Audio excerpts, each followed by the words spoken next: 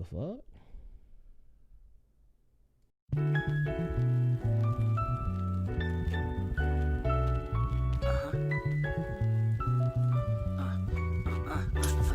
I'm the golden son while playing the GBA game. Brain off the scale to thinking he mean weight gain. No surge, electrify the mind. I'm in charge of the buzz, get your power stripped. I'm my own plug, you the socket. Let more punchlines, the trash in your pocket. That's you to stop it. More than rap, this composite, you gossip, I rock it. See the variation?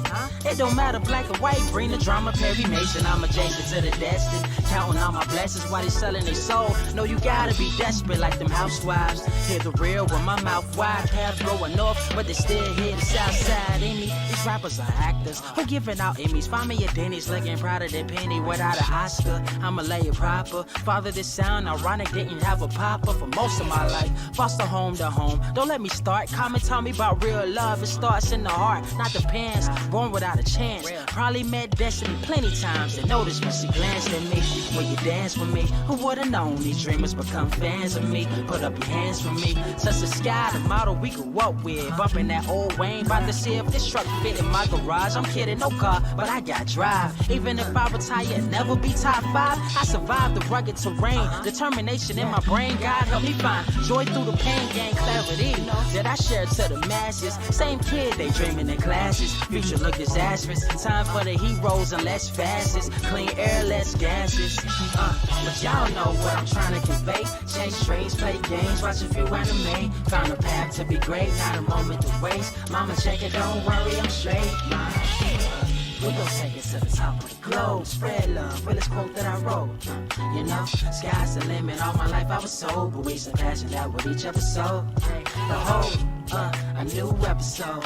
New day, a new episode. A new day, a new day, a new episode. A new day, a new episode. A new day, a new. Go ahead, let them throw that shade. You gotta wait to see the picture. Old Kodak days, don't go that way. They songs all filler, and it shows not at the museum. Fans never been stellar. Pendilla, shows a route set score. I ain't trying to be known by a number like the kids next door. My lord, they want us in cages or the seats, cause we fresh to death. Cash get sharp every week. Who, me? I'm nothing but a kid from the boondocks, writing living color. Different world in my boombox, chilling in my afternoon socks with a cute thing. Excuse the missed call, didn't notice you rang. Sharp tongue from the heavens, we thinking outside of the box. They call him Stoop Kid, never lead his steps. No one knows of his woes, cause he keeps to himself in seclusion. But me, I had to find out his story, so I sat by his stoop. He said his name's Corey. Told me how he used to be in love with a dame, but she left about as fast as she came. Said the sky's never been the same. Air's less fresh, chemtrails blanket the sky, and we compressed to a perfect world that we created within the mind. We blind to the truth as the days unwind. He finds happiness and watch the time go by. He asked, do you know why? Cause at least I'll know when we die. Society's engulfed in trends, and it's hard to find friends when your vision ain't the same through the lens. A cleanse what we need, but our pride won't accept it. Love's like a precious baby girl, and I'm wishing that we kept it. Neglected all our principles, kids laughing at me every day. How conventional, all one-dimensional. I wish I was invincible, I would just fly away. Aim for the sun, hope to land in a higher place. That's my escape from reality. Life is a dream, but it seems we've been sleeping in ravines. For now, I'ma chill with the ranting. Sit up on my stoop while the kids keep chanting. Stoop kids afraid to leave the stoop. Stoop kids afraid to leave the stoop. Stoop kids afraid to leave the stoop. Stoop kids afraid to leave the stoop. Stoop kids afraid to leave the stoop. Stoop kids afraid to leave the stoop. Stoop kids afraid to leave the stoop. Stoop kids afraid to leave the stoop. A tear rolls down his cheek. He asks, how did life become bleak? We used to seek joy, now we lost in translation of the language called money. I pity our generation. I told him I agree, but you looking at the downside. It's a bigger world outside the walls you hide, and I can guide you to a new state of mind if you let me. But hearts can't receive what the soul isn't ready for. Look, life is a metaphor, it's up to you to find a meaning. You can't stand for something if you steadily leaning on pillars of self-loathing. clothing. Imagine what you're missing in addition to beautiful life that you ain't even living. Places that you never been, people that you'll never meet. Happiness, if you're willing to seek beyond the stoop of your seclusion, but really just a barrier to block away the image of a place much scarier. Call reality, but he stopped me mid-sentence. Took a step down like a sinner doing penance. Said he wanna take a chance, thanks for the referral. Safe to say this boy's gonna finally leave the world. So stupid kids gonna leave it stupid kids. Are you ready? Word to wise, grass only greener when it's fertilized. Gave them truth in these songs, they prefer to lies. Destiny beautiful, adrift in her purple lies. You can't see me, you Stevie. Wondering how I reach more evolutions than Evie and make it look easy. Dream on, yeah. Dream on, dream weaver. Dream weaver.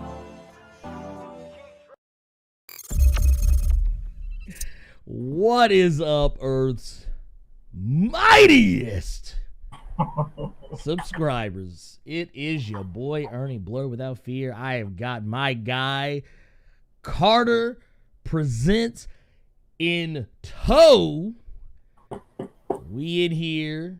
Here, let me look. I'm fucking the bag up because you know what I mean. Yeah, look at it. Look at it. Look at us. We in here.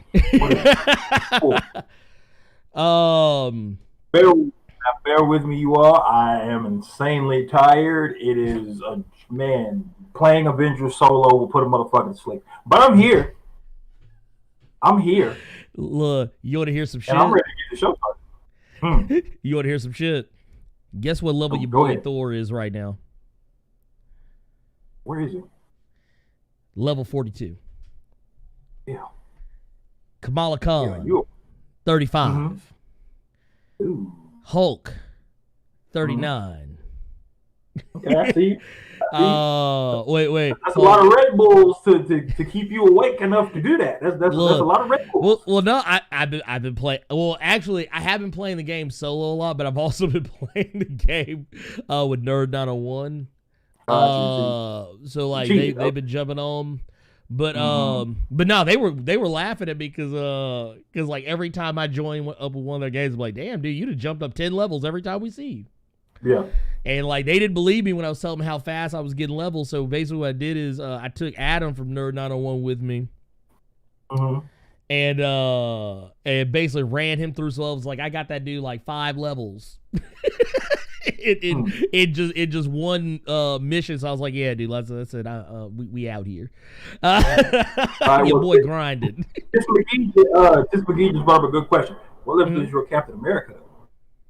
Oh, my Captain America. I got Captain America to 25. So Captain America is getting there, and Black Widow is at 30. So we run. But here's real question. Ask me what level is my Iron Man. What level is your Iron Man, Blerd Without Fear? Level 6.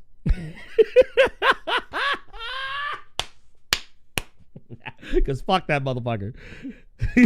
He's a villain. Dude, I was having too much fun playing with him. I need better skins with him, but I was having too much fun one-shotting people with those damn repulsor rockets. Oh, yeah, no, the rockets, like, actually, I like Iron Man. It's just that I'll just wait till Rhodey is available. Oh, my God. I'm voting for everybody black. I'm rooting for everybody black. Yeah, I'm in Issa Rae mode. Boy said at 6, Tony hasn't even leveled out of his alcoholism. That's wow. Got him! Oh, man. Yo. Oh, why y'all do that? It's too early in the morning, man. Dude, it's leveled out of his alcoholism. Wait, how do I level up so many characters? How I level honestly? No, okay. So here's what I do. I don't know if y'all know. Like I talk about this all the time. I watch a lot of horror movies. I watch a lot of random movies. I literally would just hit the button on Amazon Prime or Netflix or Hulu or something. Sit back. I got 3 monitors. So just to give you guys an idea of look, to show you how the sausage is made. There is monitor, camera, monitor, vertical monitor. So I have the Avengers on this monitor, movie on that monitor, and I'm just doing this. Right. Just playing.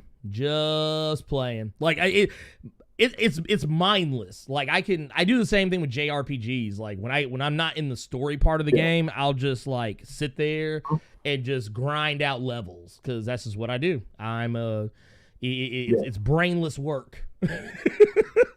Okay. I got you. But I got you. Let's see. You say your Iron Man's pre-Downey Jr. level. God damn. Look, this is Iron Man pre-2008.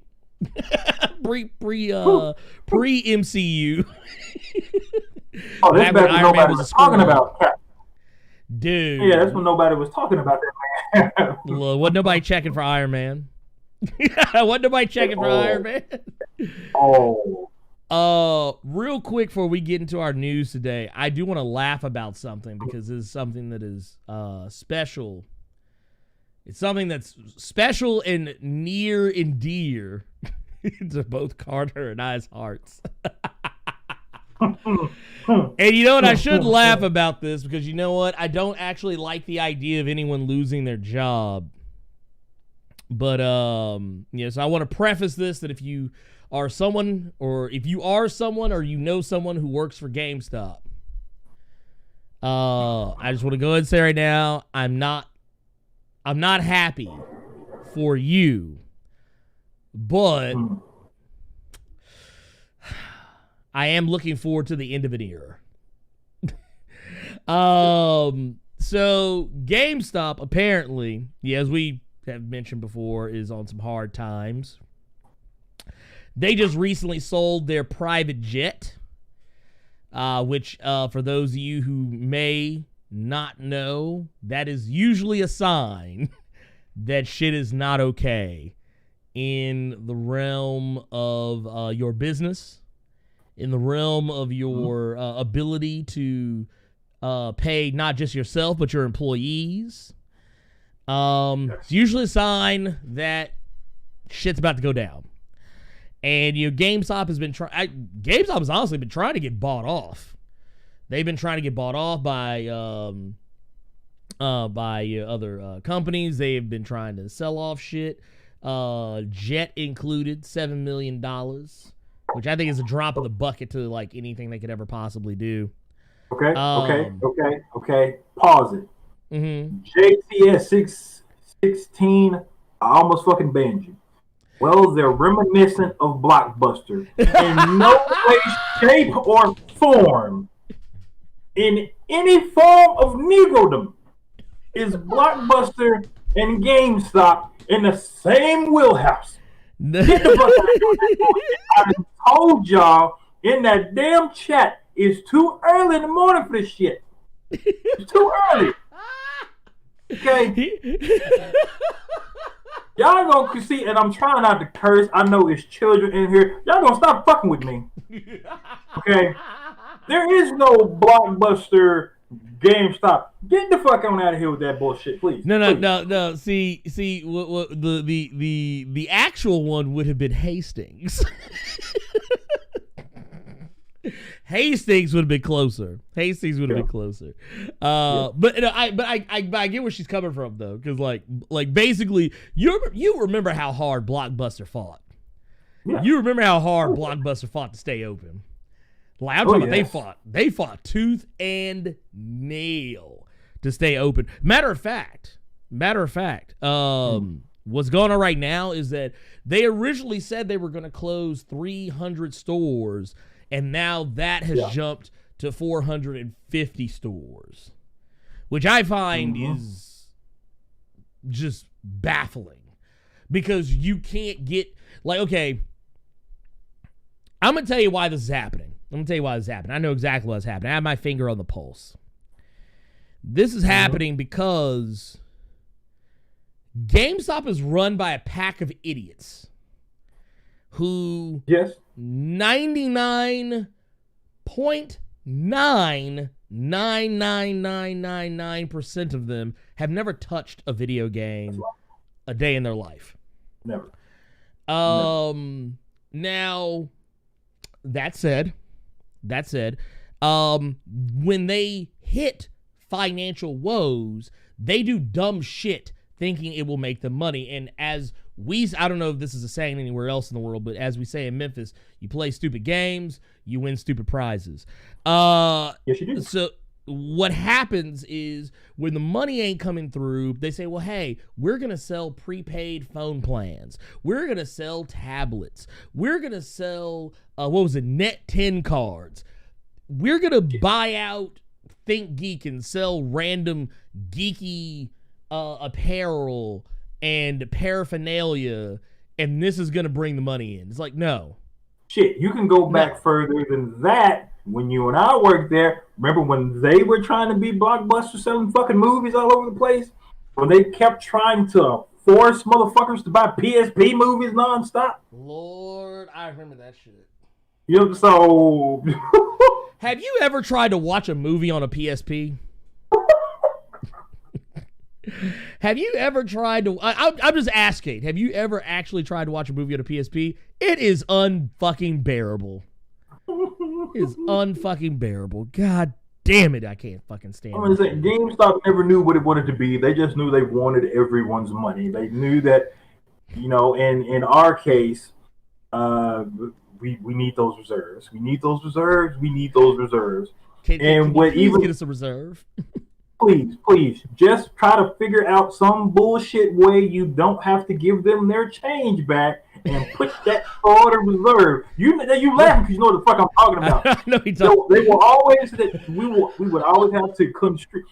That's why if like Ernie and I, that's why we so good at bullshitting. Because we work at GameStop. You work at GameStop, you learn how to pimp motherfuckers real quick out of their money. You learn how to get everybody's last. Motherfucker came in there to spend like $10, $15 and you got 20 out of them because of pre-order. Off some shit they didn't even want. You just knew how to bullshit a certain way to make a motherfucker pay for a game on pre-order that they don't plan on coming back to get. That's the thing. That's one thing I will never fuck off GameStop with. You know, I will give them some profit. They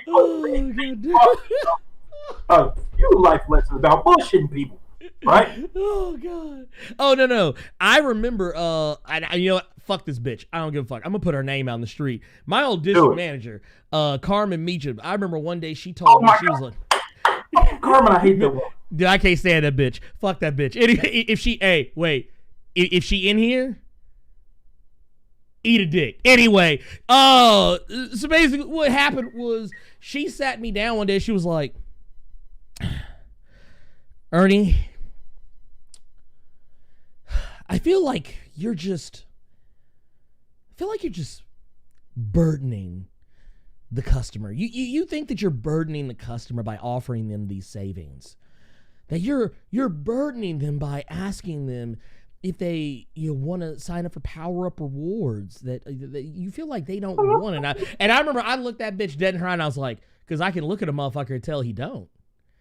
I said, look, because you know what I told her? I said, you know what happened the last time a motherfucker, because literally what sparked it was I was ringing somebody out and the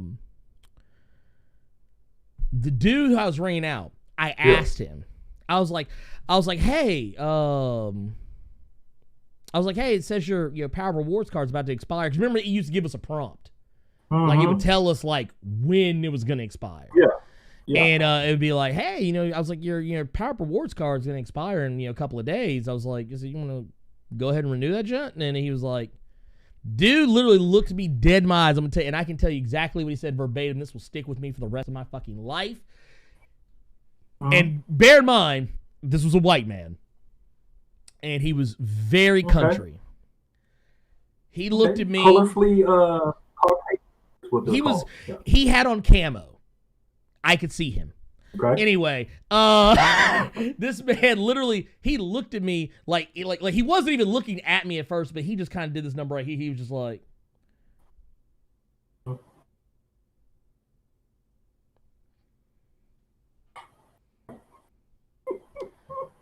whatever happened to the easy transaction? I walk in here, I put what I want to buy on the counter, you give me change. Like, I give you money. You give me change, if applicable. And I go on my way. He was like, whatever happened to that? And he was like, you know what? He said, keep the damn game. Give me my money back. And I was like, and this is what prompted that talk. Because her, she was like, the way you ask, it just seems like you're burdening them. And I was like, no, I'm pretty sure I was burdening him regardless. I said, honestly, I feel like if I would have asked that motherfucker to blink, I would have been burdening that motherfucker. But no, that is the thing. When I worked at GameStop, we were taught to bullshit. I actually remember Carmen giving me the same thing you said. You talked about giving someone like if they got change, how could we squeeze that change out and be like, oh, well, hey, you're buying this game for $10. You just gave me 20. Hey, what are 2 games coming out that you're looking forward to? You're gonna get $10 back. You want to reserve a couple of games? Oh, hey, if you just throw in a few more bucks, you can renew your power-up rewards, whatever the fuck. Like, let's be clear. Oh, here's the thing. Shit was fucking gross. Go ahead. No, I'm just saying, it was gross. And I want to say this, and I don't want any of you all to take offense to it. Okay. It sort of became kind of easy for people that worked at GameStop early on to just take y'all money because y'all were just slim pickings. And what I mean by that is a lot of people, they went into GameStop and they went in there to buy a game. 9 times out of 10, you didn't have correct change. So you would just hand whatever bill that it was. So 9 times out of 10, if we tell you, hey, you need to renew a power-up rewards card or something like that, you want to just use the little bit of change you get, you want to just use the change from this and just renew that. You never bring it up how much that shit was. Right. Never telling you how much your change was, because some people, sorry to say, fucking stupid. They don't think about how much change they're supposed to be getting back. So if a game is $5 and you give a motherfucker 20, and then I ask you if you want to renew that power up reward shit, just take that little bit of change you're supposed to get, because 9 times out of 10, it was going to be kids who didn't know any better because they were the easiest ones, which was again fucking gross and garbage. It's so terrible. You would get that. It's horrible.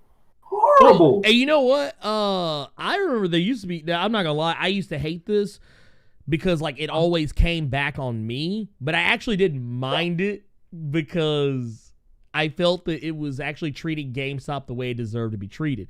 Did you ever have those instances where people used your store as a bank? Yes. Like, and for those who don't know what I'm talking about, I want y'all to understand what I'm talking about. When I say using GameStop as a bank, I mean what they would do is they would pre-order games. Like, and pre-order a ton of them, but never actually pick them up. And then what they would do is they would come in one day whenever they were hard up for cash, they would come in and they would cancel everything. Or if they moved, they would transfer their money to a closer GameStop. So like somebody, do you remember having to make them calls? Like you'd be like, this is so-and-so from the Wolf Chase GameStop. Yeah, I got a customer here. Here's his phone number. He said he wants to move some reserves. And dude, that shit used what was to so great about it?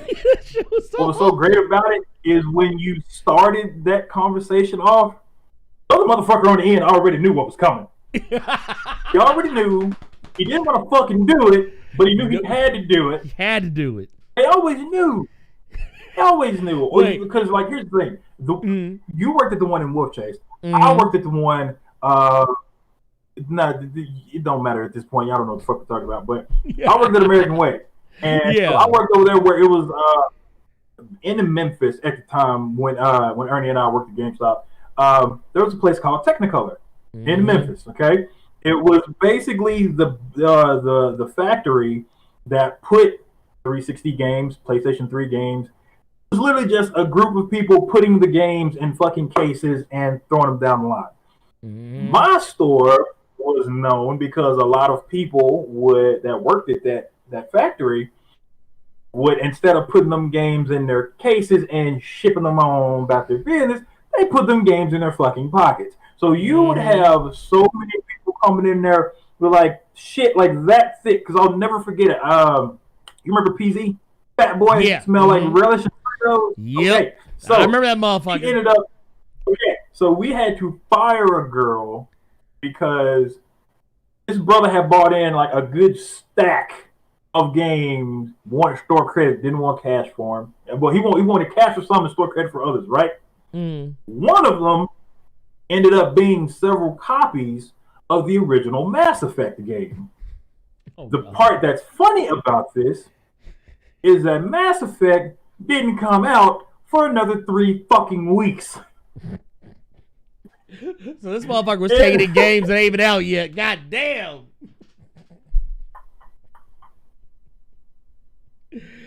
But she thought she was doing a good thing because she ended up talking him into using that stolen merchandise for a game that ain't even dropped yet. Put it on the Power Up Rewards card. Getting a subscription. So she thought she was doing a service by getting a subscription with stolen merchandise. So, oh my god. But yeah, when I realized you could do that using GameStop like a bank like that, I started doing that shit for a minute. I ain't gonna lie, I did it when I quit. Absolutely. I did it when I quit. Man, motherfuckers hated seeing me coming. Yes, and 9 times out of 10, the people who worked at GameStop that did that shit, we did that for no other reason, then we don't work there no more, and we know this shit for to make y'all just as mad as you used to make us back in the day. But too bad, suffer, motherfucker. That's why we do it. Wait. Let me ask this, and we'll move. We'll jump to the next thing. But were you still there when they changed the policy where where GAs couldn't take cancels? Oh. Okay, so remember, you did the phone call I told you about, right? Yeah.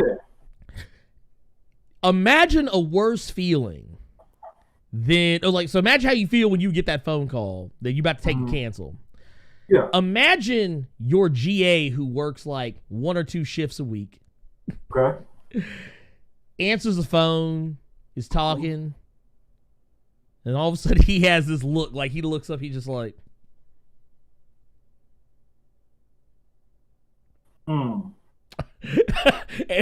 he says, here, it's for you. I'm like, I answer and the dude on the phone would be like, man, look, I don't want to do this. I'm like, man, god damn it. Yeah. Because that shit, dude, if it made it harder for you to do your job, which was already garbage in the first place. It's already terrible because a GA, what we're talking about, is a game advisor. It's the regular motherfucker that just checks you out. Part timer. The only great part timer. You're making shitty money. The main gotcha to bring you into GameStop at that time when we worked there was that you were able to check out games. Then they got rid of that. Yeah, but then they got rid of that shit.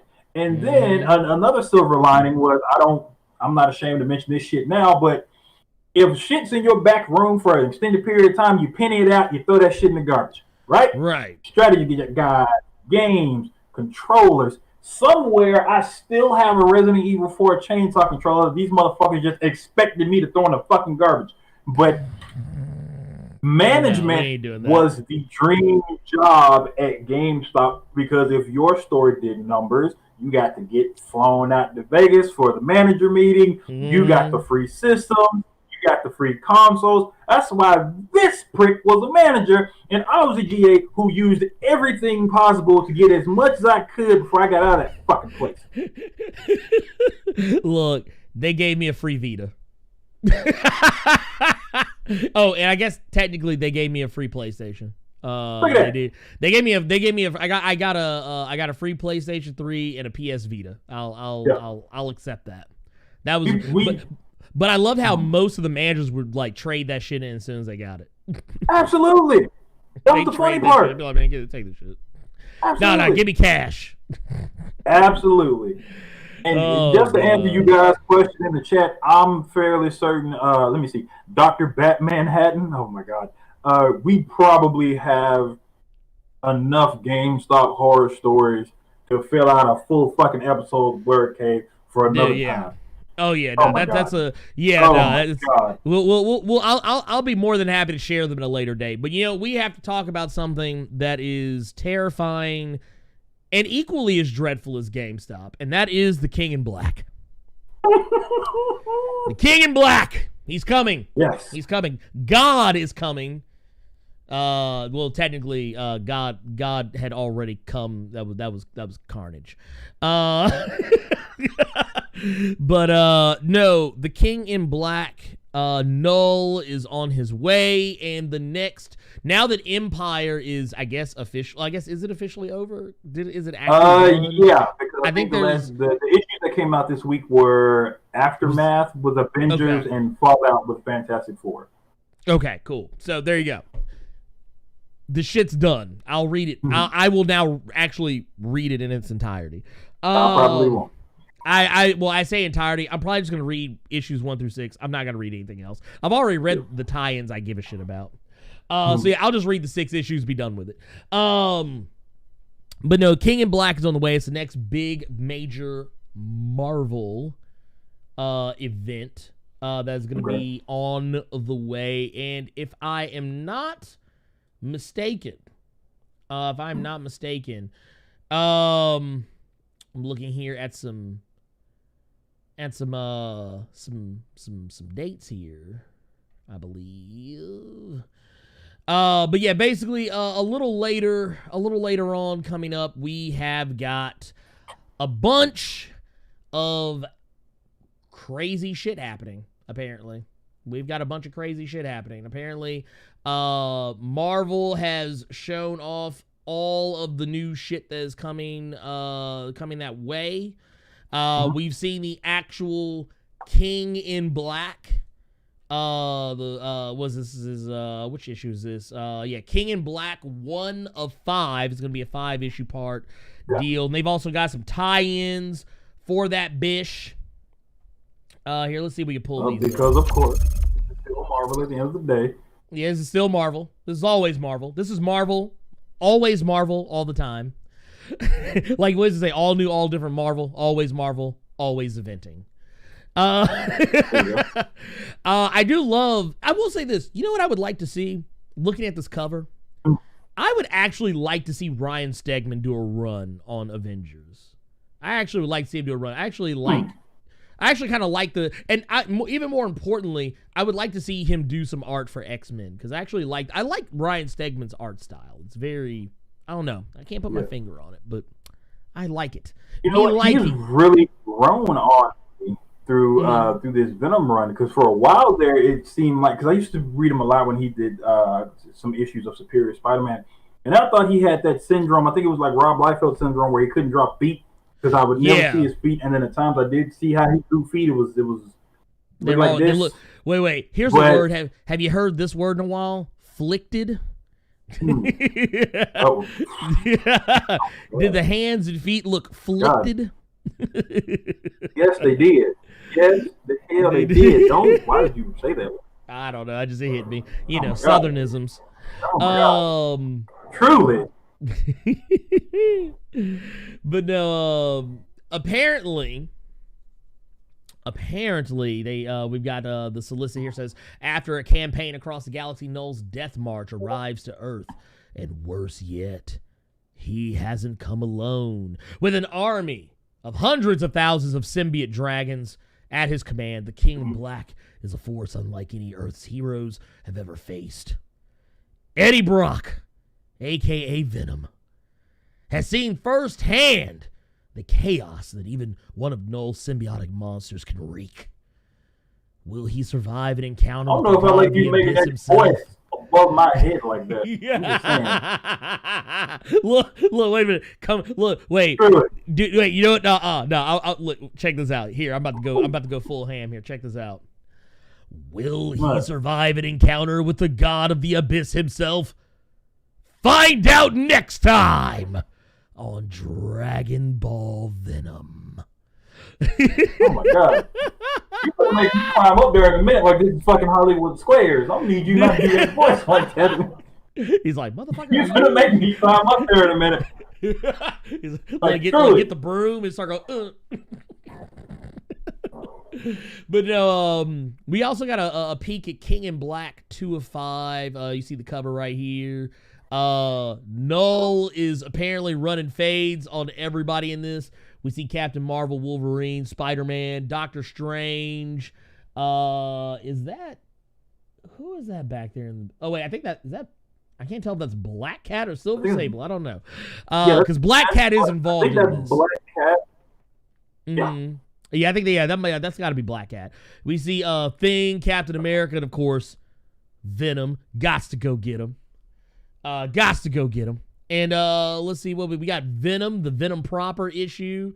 Null is literally ripping the Venom symbiote off of Eddie Brock's body. Yeah, and, that cover's dope. I like that cover. I like that cover a lot. I actually used it for the thumbnail today because I was like, yeah, this is cute. I like it. And it says, this was like, what happens to Eddie Brock when he finally comes face to face with the Lord of the Abyss, the King in Black, Null.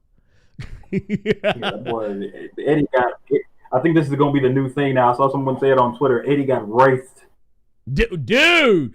Okay, so I don't even want to bury the lead. I don't even want to bury the lead because actually I didn't get the video done in time. But man, that boy Wraith got fucked. Y'all want to talk about motherfucker get his fade done? Yeah. Was it Dr. Batman says, well, where did you get your Venom mask? I looked all over for it. Okay, so the mask I got is it was from the live action Venom movie premiere. So the face mask that y'all see usually see me have, the one that has like the Venom smile like that.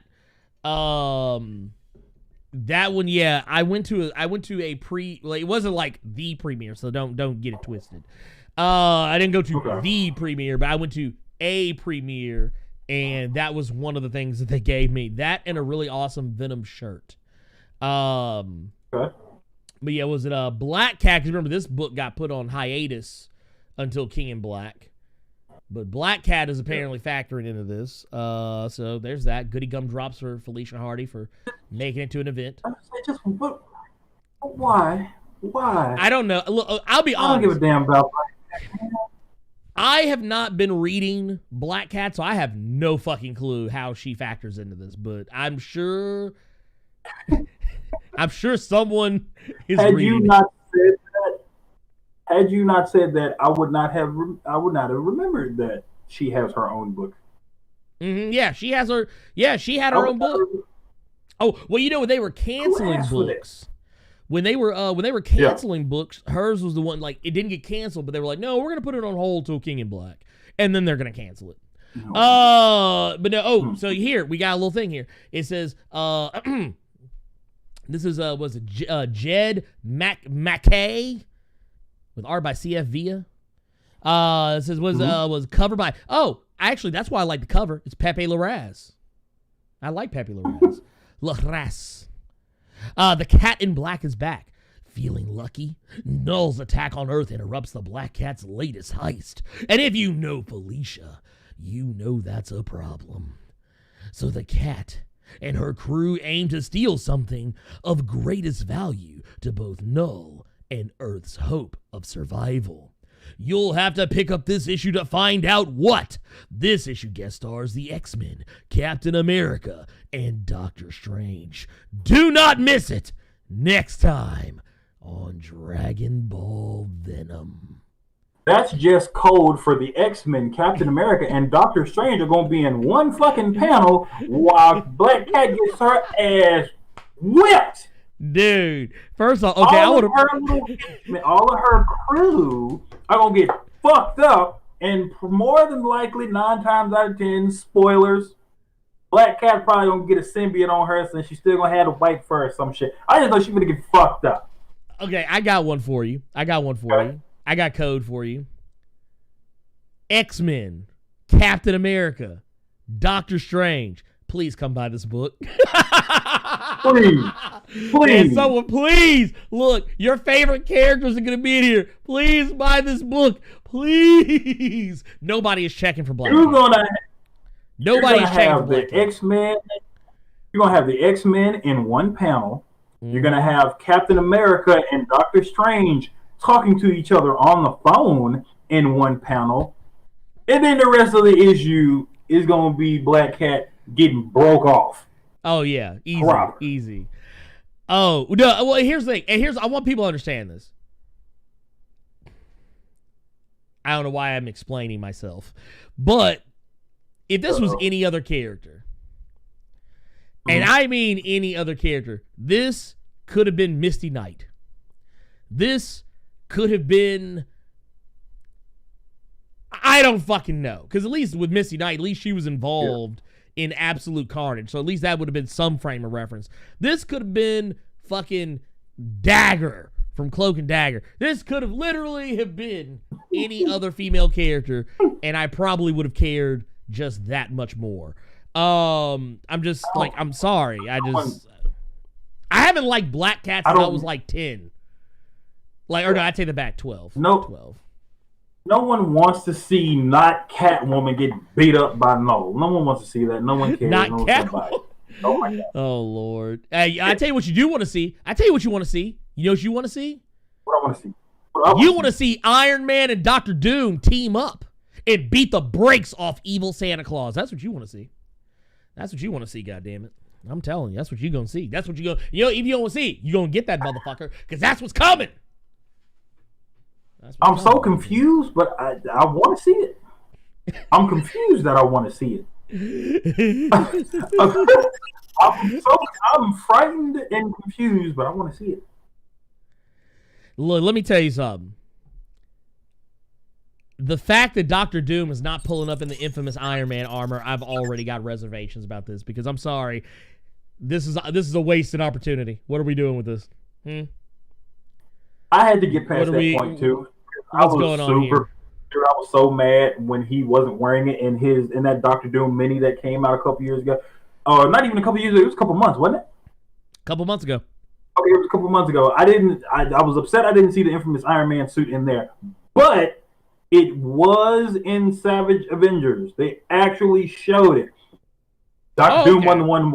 Dr. Doom won the one wearing it. He put it on Doctor Strange for whatever the fuck was happening with those two and Conan, but it still exists.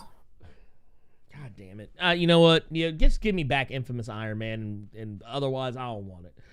Wait a minute, here we got some. Here, actually, wait a minute. We have got. Let's see. We got some super chats. My guy, Conway Burkdog, says every time you read the synopsis at the end, you should play the Cyclops yelling Gene vid. Gene! Actually, no. You know how it should go? At the start of everyone go, previously on Venom. Oh my God.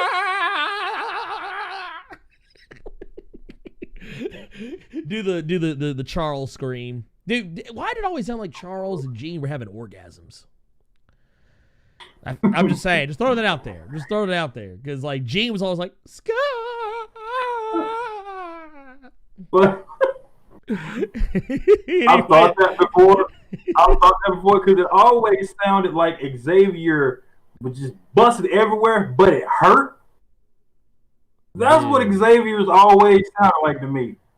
Like it was some blood that came out of there a little bit because it caught him off guard. Like that's just too. And then he grabbed his head because he probably got the migraine when you've been going at it too long. You get that migraine and your head hurting, where it feel like somebody palmed your head like a basketball, like Shaq been gripped you. Well, like palmed your shit. Man. Charles. You see how tight my suit is? Wait a minute. Look, and I'm gonna tell you right now, yeah, Tits McGee, you are correct. Felicia wouldn't want anything to do with symbiote stuff. They just keep throwing her to symbiote stories because Eddie Venom assaulted her his first appearance. Did he beat the brakes off Felicia? Let's keep it real. Let's keep it. Beat her so bad, the bitch turned heel. Yeah, no, yeah, dude, she came out with new music. She came out. She did a proper heel turn where like she came out with new music, new look, new attitude, and would just beat them. And like, you know what, Spider-Man, you can go eat a dick. Superior Spider-Man beat Black Cat into being the new Bailey. That's crazy as hell, dude. Came out with Karen haircut. Came out with Karen haircut. God damn, I'm dead. I'm dead. Oh, wait, we got another one here. We got, from Poetry Media. What up, pimpin'? $5 saying GameStop True Hollywood Stories. Man, what you said. Woo! What you said. Woo! You ain't lied. You ain't lied. Man, look, thank both of y'all. Conway, Bergdog, Poetry Media. Thank y'all for those super chats, by the way, man. Y'all are awesome. Great. Do it out here. Y'all just helping your boy out. But you know, it's not let's get back to this King in Black Iron Man Dr. Doom #1, because I want to talk about this real quick. Because we're actually gonna do this. Previously on King in Black, Iron Man has risked everything to save Eddie Brock, but now he's left with nothing but guilt as longtime frenemy Dr. Doom shows up. First off, frenemy? Okay, whatever. Anyway, shows up with both counseling, words, and ulterior motives. They'll be forced to battle an all too familiar specter of the holiday season, albeit one now twisted and controlled by the recent invasion of Earth by the symbiote homeworld. As Iron Man and Doom fight as temporary allies, their unexpected encounter, both with each other and a horrifying inversion of Yuletide joy, may ultimately reveal to them the true meaning of nullness. Okay, somebody needs... Okay, you know what? I wish I had this ready. I wish I had this ready. Oh my God. Why have I not done this yet? I need to get the clip of Mark Henry's music. The clip was, somebody go get their ass whipped. Somebody go get their ass kicked. Like, that's what I need. All right, because somebody needs their ass whooped. Right now, somebody needs their ass whooped. Who is this? Christopher Cantwell? I need to come find Christopher Cantwell. Apparently, I'm going to have to go find him on Twitter because I need to talk to him. Because if this book is in any way, shape, form, or fashion taking itself seriously, he needs his ass whooped. This book needs to be nothing but comedy. That's all this book needs to be. If there is even so much as one serious moment in this issue, I might have to just curse this man out. And I don't want to do that. I'm a Christian. I try not to curse. All I'm going to say is, patrons, it's all on you to make him review. That's all I'm going to say, man. That's all I'm going to say about that. Which, well, you know what? It's funny you say that, because I was like, man, somebody's going to do it. That's how I got caught slipping on Spawn. You just learned the error. Wait a minute. You just learned the error of your ways on Spawn. And you came to the right side. No. It's going to take a little bit more work to get you over here with Robert Reynolds and Sentry, but we got all the time in the world. Well, you got all the time in the world. In California, Noah's already in this motherfucker, but you got a minute. Oh yeah. No. That's real. Here we got one here. Let's see. We got a couple. I think we got one or two more super chats here. This was Jarrell Boza says, $5 super chat says, here's another fun story. My blind cousin has social media and called me up today. I seen all big booty broads on the gram. What? Look, so you mean tell me these women are out here putting their ass on Instagram and it's giving motherfuckers sight? I was blind, but now I see. Look at all these lovely cheeks, bars. Wait. Is this the cheeks of Omen? Cheeks of Omen, give me sight beyond sight. Instagram. Ho! I'm sorry. I'll give any one of you all $1 if you know that reference. I give any of you all $1, you know that reference. Actually, I want to make it very clear. I know that reference, but I just want to see if somebody knows that reference. I just want to make it clear, I'm not shaming anyone for putting their ass on Instagram. I'm like, look, get your paper, boo boo. Look, what was it? What was the old girl said for the Players Club? You got to use what you got to get what you want, or some shit like that. Sure did. Let's see. Wait, what is this? Wait, Jamal Simmons coming through with $2 super chat says, what your idea Sonic versus Black Panther beatbox battle? Oh, we already doing the verses this early? I guess we are. Oh, dude, you know what you just made me think about? Real quick. It's actually kind of hilarious. Maybe a little hilarious. I don't now I've oversold it. But someone actually had put up a meme on Facebook that just had me dying laughing. They were asking, like, who should R. Kelly have a versus with? Who can match R. Kelly hit for hit, bar for bar, single for single? And then somebody put Bill Cosby. Oh. Got him.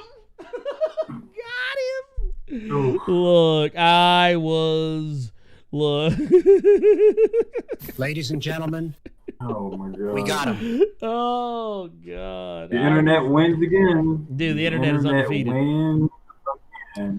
Dude, I need that. I need a sample. Like, can someone take that? You know what I want? It would be extra as fuck. But if someone could actually take the often underappreciated Blues Traveler song, "The Mountains Win Again." If somebody could take that, re-record it, and say the internet's win again, I would love that. Anyway, free idea. Y'all can take it and use it. Go ahead. But anyways, let's see. Was it Jarrell Boza coming through with the $5 super chat? Says, Aaron, you finished Empire yet? If you had, what do you think about it? My favorite part was when we learn BP is basically Black Jesus. Oh, I didn't know about that. I haven't finished it. I have not finished it. I've not finished. I actually have read. I've read 2 issues of it. I know just enough to know. That is it wrong that reading that I still don't want to read Empire? Damn, that man said fuck it. He said fuck it. I don't want no part of it. He said I don't want no parts of it.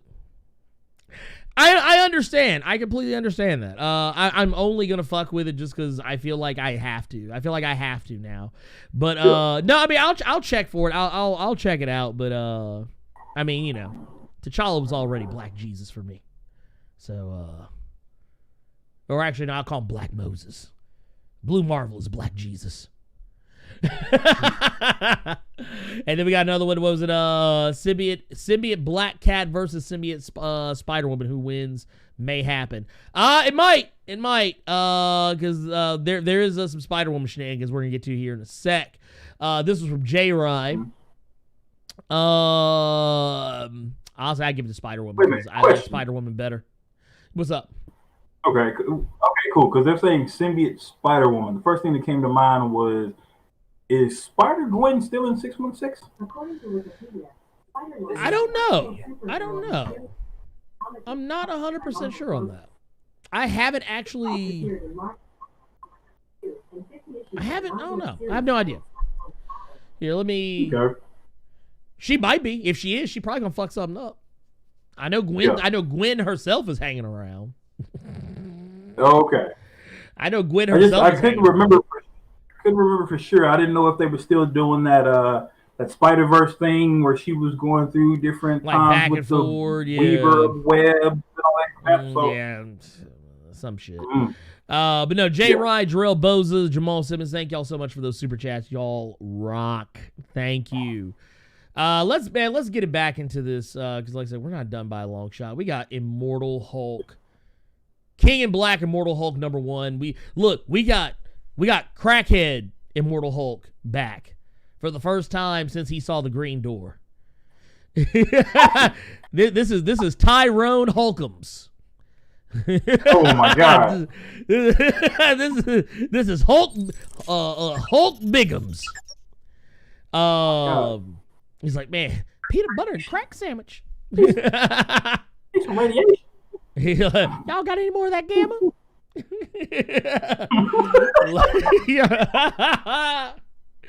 Let's see here.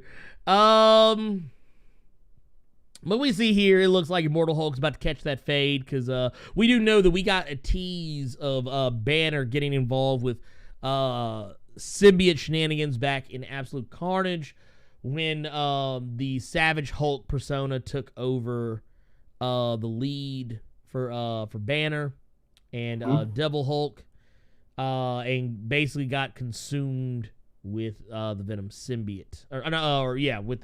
You get it. Yeah, the Venom symbiote basically like threw itself on like a thirsty motherfucker. It was like, oh, get it. But basically say the Hulk is in a bad place. Half of his alters are dead or missing, including Bruce Banner, and the leaders got the rest of him on the ropes. But never let it be said that Joe Fixit doesn't know how to have a good time. And he's out to make sure this is the best holiday the Hulk's ever had. He just has to fight his way through a planet of symbiotes first. Okay, I'm here for it. Let's go. Let's go. That Al Ewing is still writing it. Because I think every tie-in book that has had anything to do with Incredible Hulk or Immortal Hulk, Al Ewing has written it, and he has. Well, to be perfectly honest, every tie-in is very minuscule on the tie-in part, and is more so continuing the shit that he put in place, in his Immortal Hulk run. So I'm fairly certain we're going to see more of that. But it's Al Ewing still writing Immortal Hulk. And Aaron Cooter doing the art, who I am absolutely a fan of. I loved him ever since I read him in DC when he was doing regular ass T-shirt and Levi's Superman. So this will probably be one. I actually missed that. Yeah, this will probably be a good book to pick up. And here, let me do this because I completely forgot. This is what we're showing you. This is Hulk Bigums here. I forgot. I didn't get to show it to you. Now you've seen Hulk Bigums. Trying to get some more of that gamma. Peanut butter and gamma sandwich. But no, I'm here for it. I remember when they did Absolute Carnage, Immortal Hulk, the Immortal Hulk tie-in for that one. And yeah, it had little to do. It had very little to do with what was actually going on in Absolute Carnage. It was it did and it didn't at the same time. But I love how they were having a conversation. The whole time you don't realize that the conversation that they're having, talking to each other and trying to decide who's going to do what. And then you get to the end of the book and it's they're talking to the Venom symbiote. They're literally having a conversation. Because I loved how Joe Fixit would walk into the room or Savage Hulk would walk into the room or Devil. And they would all be nope. They all. It's a really fun read. If you've been keeping up with Immortal Hulk, which I need to actually get back on videos for Immortal Hulk. I've just been so. I love the fact that Al Ewing can do that though, because anyone else who's going to write a tie-in book, that shit better tie in to whatever else is going on right now. Al Ewing just no, I'm good. No, I'm doing my own shit. I'm doing my own thing over here. I'm good. I give you this part. You can take it or leave it. I'm Al Ewing in this bitch. Right. So I do like the fact that he's able to just continue his story and keep it moving and put in whatever he wants to put in pertaining to the bigger quote unquote event at hand. So this is probably be a good easy buy. Yeah. I'll definitely get this one. That's not even an issue. Here we got LJ Brown coming through with a £5 super chat. Says, "Don't blame Carter. Empire was a hot mess. I'm worried about 10 of Swords. My money is going to be low after that." Man, first off, thank you for the pounds, and more importantly, 10 of Swords. God, man. Yeah. I'm looking. Have you ever looked forward to something but not looked forward to it at the same time? I feel a sense of existential dread knowing that Ten of Swords is about to happen. and it's about to literally kill my everything. But like at the same time, I'm also really looking forward to it because I want to see how the story unfolds. Like it's one of those situations. See, this is okay. So for those of you who were with me during War of the Realms, that is gonna be how I feel. Like it's actually why I didn't want to do Empire, because I knew what was gonna happen. I knew that if I did Empire, and knowing that Ten of Swords is gonna be right around the corner, and then King in Black is gonna kind of still be is gonna be starting as Ten of Swords is maybe winding down. Yeah, I saw the writing on the wall, and I was like, no, we're not gonna do that. Okay. But thank you, LJ Brown. Thank you for that. I felt like that for Hickman's Secret Wars because, damn, I wanted to read it, but then those tie-ins seemed like they were really enticing, and then you come to find out those tie-ins were just as good as Secret Wars, and those tie-ins had key shit that happened in them pertaining to Secret Wars, so you had to read them. So yeah, that's the only event where I was just mad at the amount of money that I was spending. Love the story that I got from it. Yeah. Secret Wars is actually a really good story. Yeah, I was a broke bitch. I was a broke bitch with all those tie-ins. Yeah, no, Secret Wars was painful because it was such a good story, and honestly, if you tried to read it without the tie-ins, you would be lost on a lot of stuff that was going on. So, you had to read the tie-ins for that one. But it was Hickman, so hey, what are you gonna do? what were we gonna do? Fire him? But no. Next up, we've got Namor. He's getting a book. We just went from talking about a book we guaranteed to buy from a. Nah, I ain't buying this shit. I'm gonna tell you right now. Wait a minute, who's writing it? Kurt Busiek. What? Kurt Busiek. Oh, okay, maybe. I don't know. I might fuck with it. Really? I'm like, y'all got Kurt? Y'all. Why y'all gonna bring in Kurt? God damn you! Because I swear that first cover with Namor in that OG outfit, I'm just like, okay, I'm not reading this shit. But then I saw Kurt. It's just like, oh damn. But you want to know something so funny about that? You remember all the fades he ran in that costume? Cause you dude, you remember how many motherfuckers he embarrassed in them Speedos? Yeah, I just remember. This was before Imperious Rex. Yeah, this is pre-Imperious Rex. Breaking off in green fruit. Oh, the fruit of the looms. Oh, it says spitting out of the King in Black. Epic comes a dark, chilling story of the birth of Atlantis' greatest villains. The players, Namor, Lady Dorma of Atlantis, the outsider, Atuma, all still in their teen years, and the Swift Riders, the Atlantean Empire's greatest heroes. It begins with alliances and possibility as Atuma's people may join the Empire. But what lies ahead is tragedy, betrayal, and the unleashing of dangerous, deadly magics. A deep dive into Marvel history and the birth of a threat that will only grow in menace across time. That's a thing. Only Kurt could do that. Only Kurt Busiek could do that. I'm gonna give it to him. I'm gonna give it to him. But here's where now you have my attention. We got Namor in the new suit. I'm counting 2 people so far that we've seen from Black Cat, and now we have Namor. We can add to the list of people who probably gonna get beat down by Null at some point. Oh yeah, well, you saw what happened. Did you read the giant size? Did you read giant size X-Men Magneto? Did you check that one out when it came out? Yes, I did. Did you see how Namor got embarrassed in that book? Yes, I did. Yeah, that's what's gonna happen here. He gonna get embarrassed again. I can tell. I'm telling you right dude, now. And I was such a fan of Namor, dude. So this is gonna be fucked up, but I became a fan of Namor during Avengers versus X-Men when he destroyed Wakanda. That's why I became a fan of his.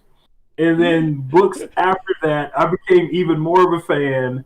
And then that, oh my God, I want to say Justice Society, but I know that's wrong.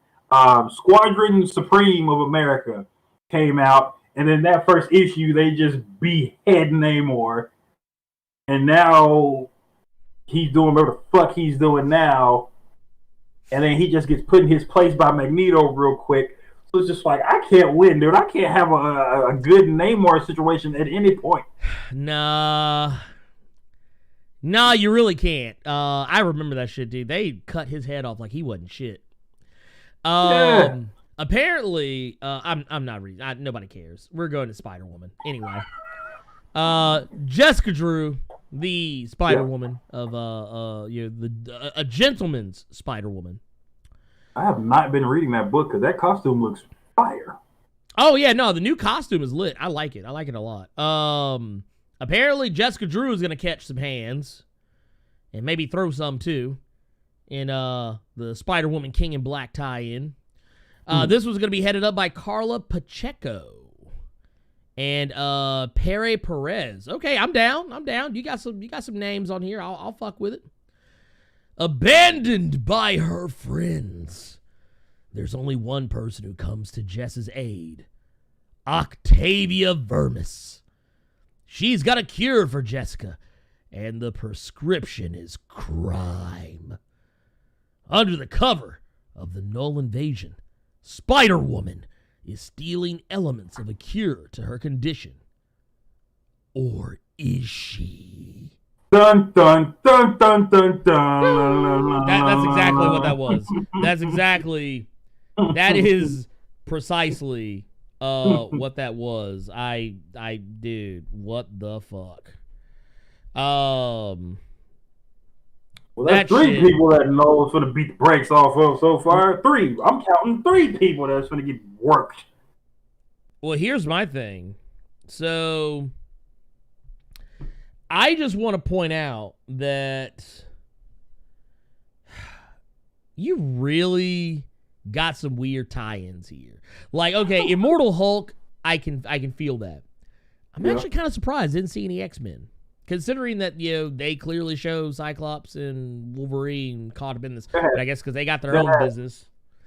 There has to be one for X-Men. Has to be. Yeah. Well, but you know what? They may not double dip. I just thought about this. They may not double dip for this reason, and for this reason only. And it's gonna be because, if I'm not mistaken, with Ten of Swords going on, they probably don't want to have X-Men fans even more pissed off at them, because we went from having was it Ten of Swords originally supposed to be with like 8 or 9, maybe 10 parts, and now it's like 20 something. I believe so. And it's already too much. But hey, if it's a good story, it's a good story. But whatever. Yeah. Oh, by the way, you sent me something that we were talking about characters who are involved, and I don't. Yes. And you know what? I want to agree with Ryan Stegman on this. Ryan Stegman put the tweet out. Said, y'all ain't ready for the King in Black. And then Blade's gonna show up. This is his artwork right here. Blade for the King in Black series. And you know what? This is very appropriate because what was it? You said that someone tried to say that, they're finally doing something with him now. Yeah. Someone made the comment of at least Blade is finally getting some recognition in Marvel. It's like, dude, he's been getting recognition. I've been reading Avengers. I'm like, dude, he has been an Avenger for like the past it's been a year? He's been an Avenger at least a year now. And more importantly, matter of fact, you know what? Here, I can give you a metric on that one. You literally just have to look up whenever Jason Aaron started. Yeah, it's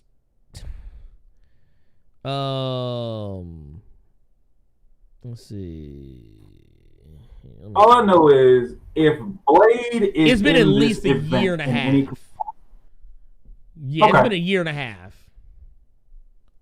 But So there you go. if Blade is in this story in any capacity, I don't want to get my hopes up because this could very easily be just Captain America can't do it, so he's sending another Avenger to try to help out. But I'm holding on to this very, very, very tiny piece of hope that this might mean Donny Cates might be trying to do something with Blade. Because I'd read the And fuck I'm out fine of it. with that. Yeah, I'm perfectly fine with that. I would be perfectly fine with that. Let me. Donny Cates writing it and Stegman drawing a Blade book. Oh yeah, dude. Give me that. Easy. And I mean, like I said, that like, man, you know what? Honestly, I wouldn't mind having a book that was just nothing but just pure pencils by Ryan Stegman. Yeah. I'm not gonna lie, his line work is just that looks phenomenal. Yeah, his line work is just on point. I'm here for it. You know what that reminds me of? Yeah, it might just be because of the Metal Gear fanboy in me, but it reminds me of that Gray Fox scene when he slaughters everybody in that hallway. It actually really does. Like, as soon as you said Metal Gear, I was like, Gray Fox. Yeah. There was probably some inspiration there. Yeah. And Whatever issue then this is, I'm hoping there's a director's cut issue where it's just that. Get the line. Yeah, I want to see line work. Yeah, I want the line work. Most certainly. Here we got a super chat. We got another super chat here. Let's see here. Let's pull it up. Bam! Drubbo's coming through with a $10 super chat. Says Namor in the Avengers in the second Jason Aaron's arc and was walling out on that last Invaders run. Then check that Defenders recently. He gained the power cosmic. Huh. What? You know what? Okay, then. Huh. I'll have to look at that because I actually didn't check that out. So yeah, I'll have to take a look at that. Man, thank you for the heads up, and of course also for the super chat. We also got Ed Boy the Cup with the $5 super chat saying, I've been saying it and I'll keep saying it. No reason Black Panther, Blade, and Luke Cage don't have an omnibus. Marvel need to get right. Now, we talked about that in the Twitch chat the other day too. It is actually sad. Neither one of them has one that I'm aware of. So yeah, fix it. Truly. Well, I like hearing that Blade is in a lot of other things just because they giving Mahershala some shit to read, boy. They giving him something to go off on. Look, Hirsch about to be sitting here like, God damn, y'all got a stack of comics for me to read. Dude, you know what I want? What I really want? Really? Did you see that they got tagged you in a Discord the other day with your boy Jason Todd from Titans? Yes, it is. Yes, it is. Yeah, you see what they gave him to read. Yeah.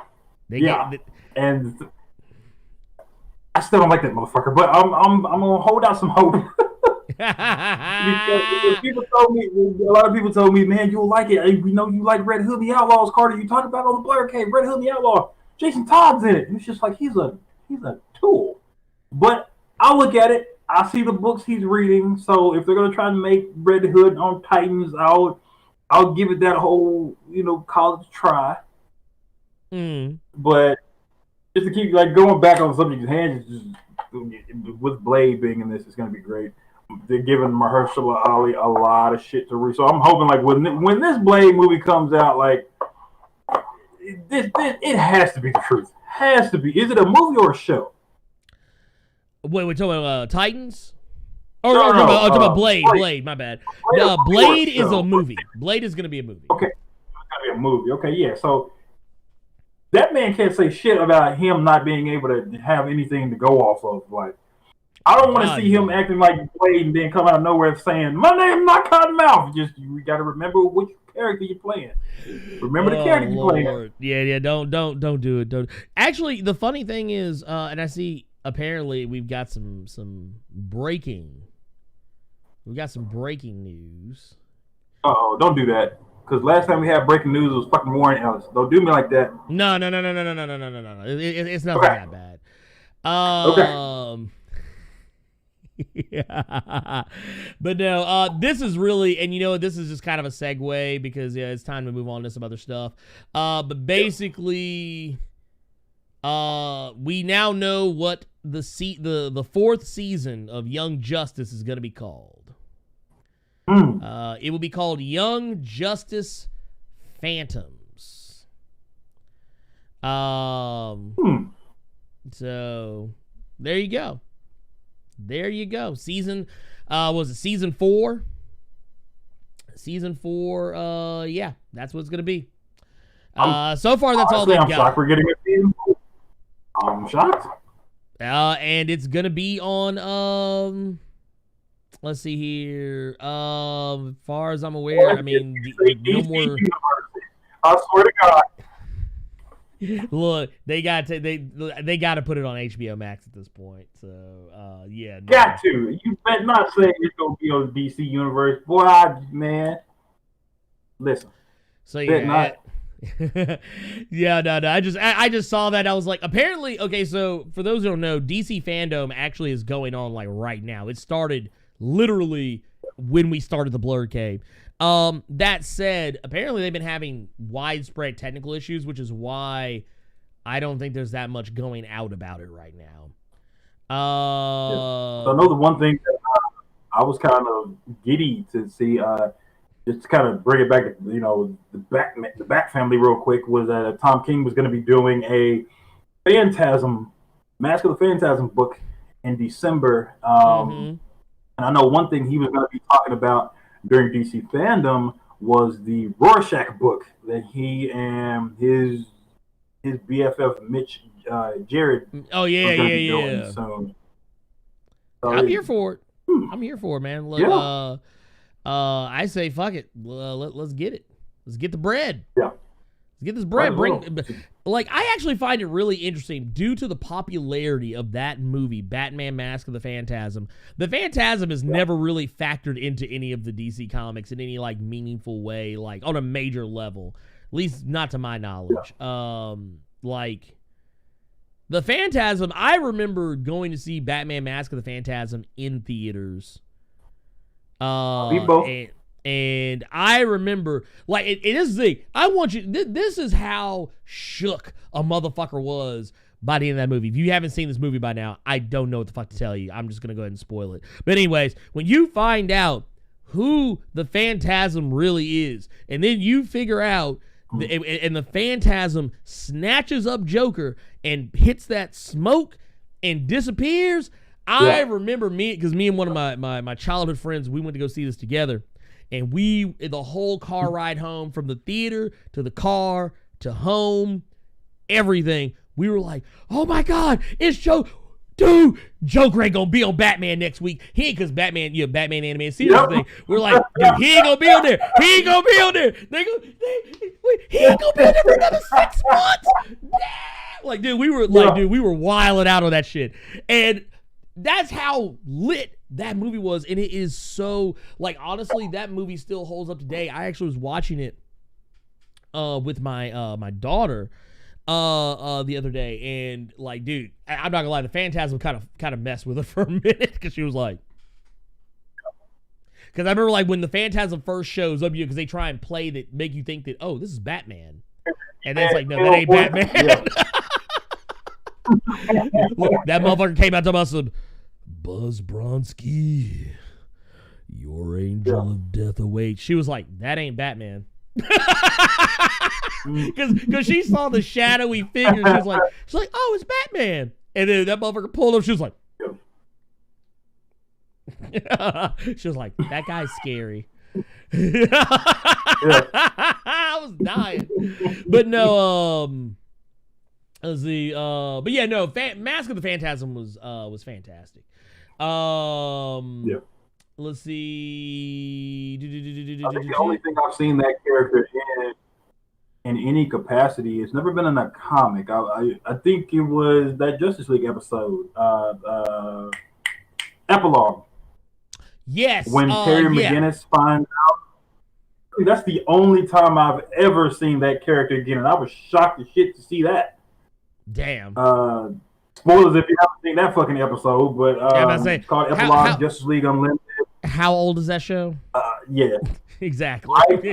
It was basically alluding to the fact that, don't know how this works, but I mean, Bruce was still alive back then, but it was alluded that the Phantasm was supposed to be the one that killed Terry McGinnis' family to put him on the path to becoming Batman, and she wouldn't go through with it. Then you find out there was Amanda Waller who hired her to do that, and she basically said, "Get your big ass out of my face." That's why Viola Davis playing you in the movies. So that's how that cartoon went. Damn. So, well, you know what? You brought up Terry McGinnis. The only time. You brought up Terry McGinnis, so you know what? Fuck it, let's talk about it.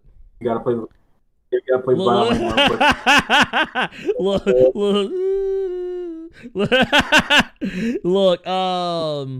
Look, I just want to go ahead. Look, let's see. Do I have this one ready?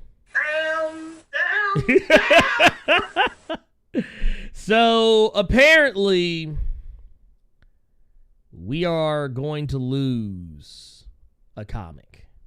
Mm-hmm. Batman Beyond has been canceled. It's done. It's a wrap. It's done. Now, we talked about this before. The DC, they were planning on cutting 20 to 25% of its line, and apparently, even Batman comics are not safe.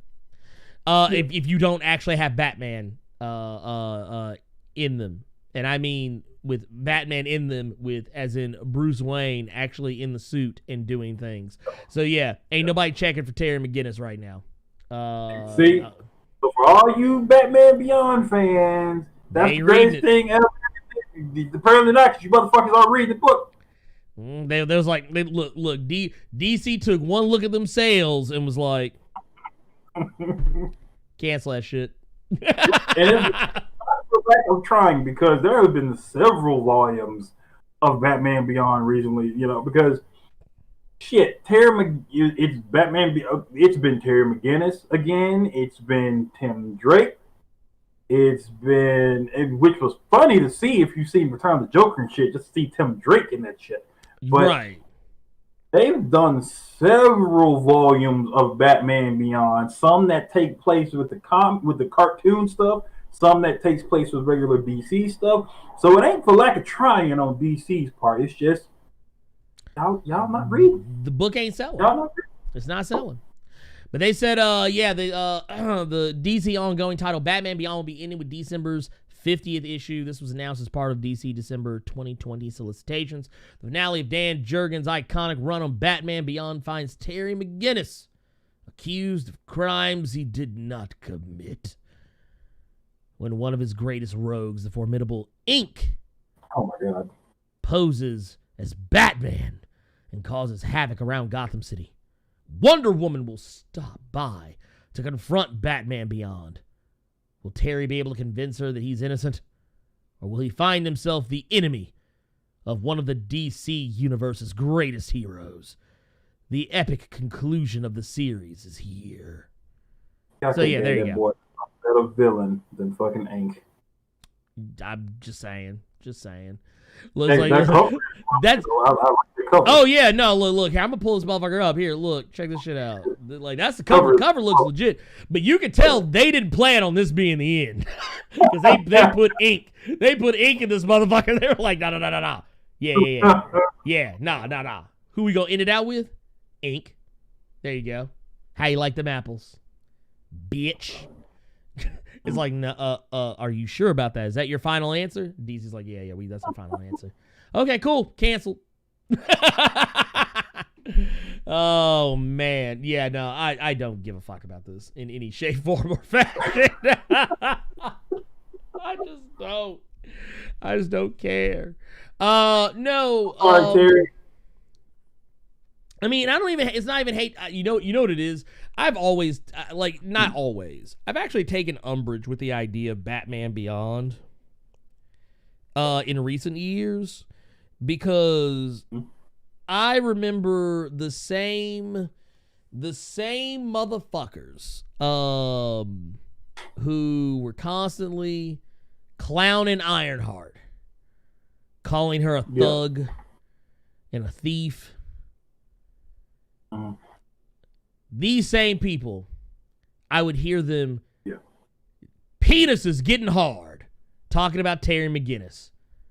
Who is what? I didn't know you could hear something like that. You can. You could hear that shit over the interwebs. They're like, oh, God. Oh, my God.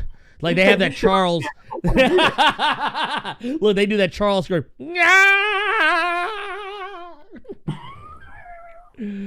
Look, talking about Terry McGinnis, who, by the way, mind you, stole the suit. Just put that out there. Just, keep that same energy. That's all I'm saying. Not saying you have to hate Batman Beyond, but if Riri's a thug and a thief, then so is Terry McGinnis. Also, so is Star-Lord. What's that? So is Jason Todd at that point here. Mm-hmm. What was it? Your boy Star-Lord, thief, and murderer, if I'm not mistaken. If I'm not mistaken, did Star-Lord kill the dude who was actually supposed to become Star-Lord, or maybe he didn't kill him, but he basically set it up to where dude would be around. Like, he basically set dude up for failure so he could become Star-Lord instead. So yeah, dude, keep that same energy. Some of your greatest heroes are thieves. Just putting that out there. Keep that same energy. If Riri is a thief, so are they. There's no difference. Yeah. Just because she's black don't mean y'all got to go coming out your pocket calling her a thug and shit. That ain't right. Juanita Walker, be ashamed saying Ink, the new king in black. You ought to be ashamed. Damn, nah. Psych! Look, wait, no. You know what Dan Jurgens said when they asked me, like, hey, Marvel's coming out with King in Black. What do you got? Oh, I got Ink. That's what we're gonna combat this King in Black with. I'm bringing back Ink. Yeah. Now what? I don't know why I treat Dan Jurgens like this. I don't hate Dan Jurgens. Anytime I think of Ink, I always think of it was one of those Justice League Unlimited episodes when they went to the future, and she went to run away from the Justice League, and fucking Green Lantern just puts a mug over her. So as soon as she smacks the mug, she just turns to a pool of goddamn ink. Because she hits shit so hard. That's like some cartoon shit for real. That's the first thing that comes to mind. But she never had a face like she does on this issue here. Because that shit, it was just all white. It was just black and just like all white face. Shit's wild, man. I don't know. I just, I'm good. I'm good on all this. I will say this. You brought up something, and apparently it's a thing now. Oh, so God. You remember how we talked about last week about how people were upset because The Boys was staggering the episodes. Like, they put the first 3 out, and then they were like, okay, well, now you got to wait week to week to week to week to week. Apparently, people have been review bombing The Boys. They have been review bombing The Boys. This was a few days ago, so it's probably changed since then. But basically, they don't. Here's the fucked up part. They had the same release schedule when, if I'm not mistaken, when it first came out. I don't think all the episodes were available straight up when it first released. I don't think. It's been a while. I've slept since then, so who knows? But it says season 2 of Amazon Studios' The Boys was certified fresh on Rotten Tomatoes with a 97% rating. However, reviews on Amazon have been telling a different story. Season 2 of The Boys debuted on September 4th, but fans have not been impressed with its release schedule. How funny is that? You're not talking about the quality of the show. You're just pissed off about the release schedule. Yeah. First off, that takes a special level of fucking stupid. But anyway, I digress. Yeah. I see being annoyed because that first season, I'm fairly certain that first season just came out all together. It probably did. I just don't remember. But no, I mean, it's not a bad show. That's my thing. That's why I can't stand it. This is a Steam review. Yeah. This is Steam. Oh, this game's locked at 60 frames. Don't recommend. There's no titty slider in the game. Wow. Downvote. Yeah, I don't understand that. Because you're always, here's the thing, people don't understand, like, you're always going to have that one person who's going to take those reviews as the gospel. They're not even going to read them. They're just going to see that, okay, we're just getting 1s and 3s and 2s down the road. Maybe what we're doing is bad. What if this, like, here's the thing that people don't understand. What if this shit was to get canned tomorrow? Because you stupid ass people are bombing it because of a fucking schedule. What if they pull a Swamp Thing and then after this second season, you don't get shit else? There is no season 3 with Soldier Boy that they announced already. You just assed out because of all these bad reviews you keep slanging for stupid fucking reasons. People don't think. They're petulant children, is what it is. Because it's because here's my thing. Here's what upsets me. You can't sit here and tell me that like, what do you get out of review bombing? Like, I don't get, what do you get out of review bombing? Because here's the thing. Historically speaking, review bombing does not typically get you the result that you want. So that's why I don't understand why people review bomb. Like, very rarely in an instance does review bombing get you the desired result. People review bombed Black Panther. The movie made over $1 billion. People review bombed Captain Marvel. Movie made over $1 billion. You review bomb these the only time review bombing works is when it's something that's already not popular. That's the only time review bombing works. Like, and at that point, it's not even really like a review bomb. It's just like, this is just the natural progression of things. People are going to complain if something sucks. But the show is good. I feel like what was it? I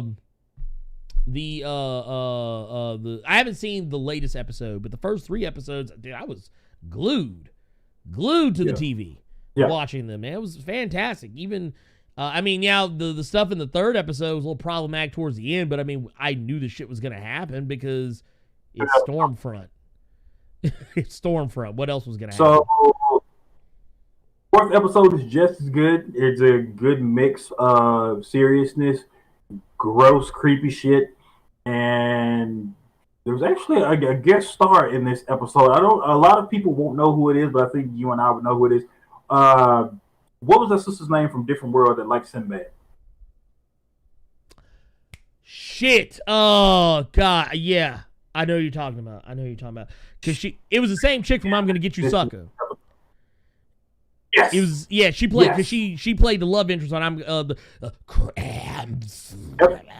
Yeah, that motherfucker. I gotta look her up now. I gotta look her up now because I can't remember her name to save my life. But here, let me see if I can find this woman's name here. Zach Gillavy, you basically just said the same thing that I actually spoke to Ernie about last week. Dawn Lewis, that's her name. Oh, it was Jaleesa. That was her fucking name on Different. On Different World. But yeah, like, dude, I forgot. Do you know how old that woman is now? She's 59 years old. And she's still fine. Hold on, no. This episode, she was looking kind of sad and didn't want to be bothered, but knowing that she's that old, looking like that, like dust might have to get knocked off. Man, what you said? I'm got to be the king in black. You ain't shit. You ain't shit. Hold on, wait a minute. Let me see if I can pull this shit up. Hold on. I don't know how recent this picture is, but we just gonna run with it. Fuck it. I ain't got time. But this is Dawn Lewis for those who may or may not remember. But dude. I'd still clap that, man. Don't play with me. But no, yeah, man. I don't know. I'm tired of the review bombing. Yeah. Like it's gotta go. It's really gotta go. Okay, they did actually. Yeah. It's truly the age we live in now in the comics media, in the comics form, as well as the gaming form. It's this age of just cancel culture and bitch assness. A lot of bitch assness has a platform now. It's crazy. Yeah, it's funny that you say that because like it actually reminded me of the what was it, Dave Chappelle not that long ago. He had that comedy special. He's like, man, just become a world of bitch ass ninjas. Yeah, like just everybody's just weak, brittle. They can't take anything. Like they really they're sad. And I don't understand. Like everybody's upset. Like I was like, dude, I'm rarely like whenever y'all see me get hot or heated, it's usually for laughs. I'm not really ever like just mad about anything. Like I rarely get pissed off about stuff except for like when we were talking about like injustice, like we're talking about like really bad things. Yes, I get mad about those. But like when it's about shit like this, comic books and TV shows, no, God no. Let's see here.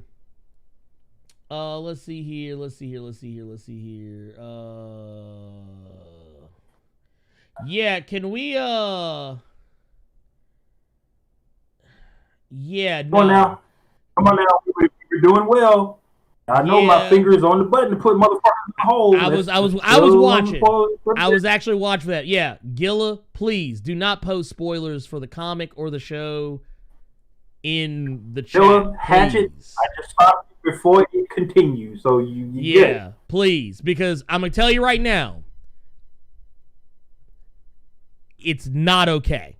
Just because you know something doesn't mean that everybody else does. Please. But yeah, that said, here, let me go back because I see we got some super chat. Actually, I missed my guy SFC Cape Killer. Hold on. You know what it is? Wow. I actually muted notifications, like so we're like y'all can hear them, but I can't because like they always throw me off. But yeah, maybe I should turn them back on. Maybe I should turn them back on. That said, here, let me switch it back over. Where is it? Boom. SFC Cape Kill coming through with $7 super chat. Just said, support, brother. I appreciate that. Thank you for that. Sorry I missed it earlier because it was like way back here in the chat. I completely lost track of everything. Let's see. Gilla coming through with the $5 super chat says, Jaleesa, man, she been good since a different world. Of course she has. Woman's beautiful. Matter of fact, now I want to go watch I'm Gonna Get You Sucker. Matter of fact, I need to go find a different world and go back and rewatch that. I missed that show. Did they put that on Netflix? Because I know they put Sister It's either on Netflix or it's either Netflix or Amazon Prime. I can't remember which. Or maybe it's Hulu. I don't know. I can't remember. Man, thank y'all for those super chats. Much appreciated. But yeah. Please, please. No, the boys spoilers. Yeah. We don't. But again, the new episode, you'll enjoy it. It was good. It was good. It was funny. It was gross. It was another solid episode of the boys. So yeah, no, I think I'm gonna watch it. Well, it's so weird. It's the one show I don't actively watch with my wife, and like, so sometimes I'll want to watch it, but she's behind. So it's like. Because I remember there was one day we were talking about it, and like she was like, "Well, why'd you put on this episode?" And I was like, "Because you're behind." She was so behind, she forgot what episode the last one she had seen was. And I was like, "No, I remember because I remember precisely when I said, you know what, I must go alone." But yeah. Anyways, let's see here. Oh, sniggity snap. $4.99 super chat from Studio Vexer Barrington S. Edwards. Thank you for that super chat. Much appreciated. Also, another here from Jarrell Boza. $2 super chat. Thank you. Much appreciated, man. Let's see. Wait, I gotta read this. Hold on. Juanita Walker said, "Hey, Blerd and Carter. Hope this make you feel better. Null walks up to Ink and says, Falcon Punch. God, just, ugh. Dude, I love it. I'm here for it. I'm here for into a pool of ink everywhere. Dude, I would love it. I would love it. I would love it. Okay, so let's get back to it. Yeah, and I actually scrolled down a little bit on the article. I was like, oh, wait, there it is. They did actually release them all at once. Okay, so yeah, they did. I couldn't remember. Honestly, I've slept since then. I don't think about that shit. But no, look, can we just stop with the pettiness? That's all I ask. Yeah. Especially considering you guys, people are gonna bitch and whine and review bomb it. But they're going to make sure they're right there when that new episode pop up. So it's like, what the fuck is the point? What's the point? Lord, I'm just done. True. Let's keep it pushing, man. Because we got The Walking Dead. AMC has announced the series will end with season 11. Which would be 24 episodes. The key players in the cast are fucking leaving. Yes. Everyone is leaving, and that is all I have to say about that. Bye. I'll go fuck about Walking Dead. I just wanted to throw some shade. That was really it. I was glad the show's finally ended. I mean, I will say the main takeaway from that whole thing was just the fact that, I don't give a fuck about Walking Dead. They're going to do a spinoff with Daryl for all the fangirls who get rock hard at Daryl. The one takeaway from this is apparently they're going to be doing some kind of an anthology or some kind of series where it brings in everything Walking Dead. So a few people, like myself, were kind of wondering maybe there's a possibility that they're going to bring characters from the Telltale game on the live action. That would I episode if it had Clementine on it, but other than that, won't. Nah, man, they can keep that shit. They can keep that ish. Here, I got one for you. Let's get into some Marvel. Let's get into some Marvel shit real quick. Since DC Fandom is fucking up. Surprise to absolutely no one. Doom Patrol Season 3 has been greenlit on HBO Max. That is not a surprise. We knew this. Like, they're everywhere. People are making announcements everywhere. We already knew it was greenlit. It was already greenlit. Why are y'all acting brand new? Anyway, remember that X-Men spinoff that we were supposed to get in Dawn of X called Children of the Atom? That kind of copiously disappeared. Like, it disappeared from the lineup. It was supposed to be a part of Ten of Swords originally, if I'm not mistaken. I think it was. I do remember that. I was wondering what the fuck happened to that book. Yeah, it was originally in the Ten of Swords lineup, if I'm not mistaken. I could be wrong, but I remember it having something to do with it.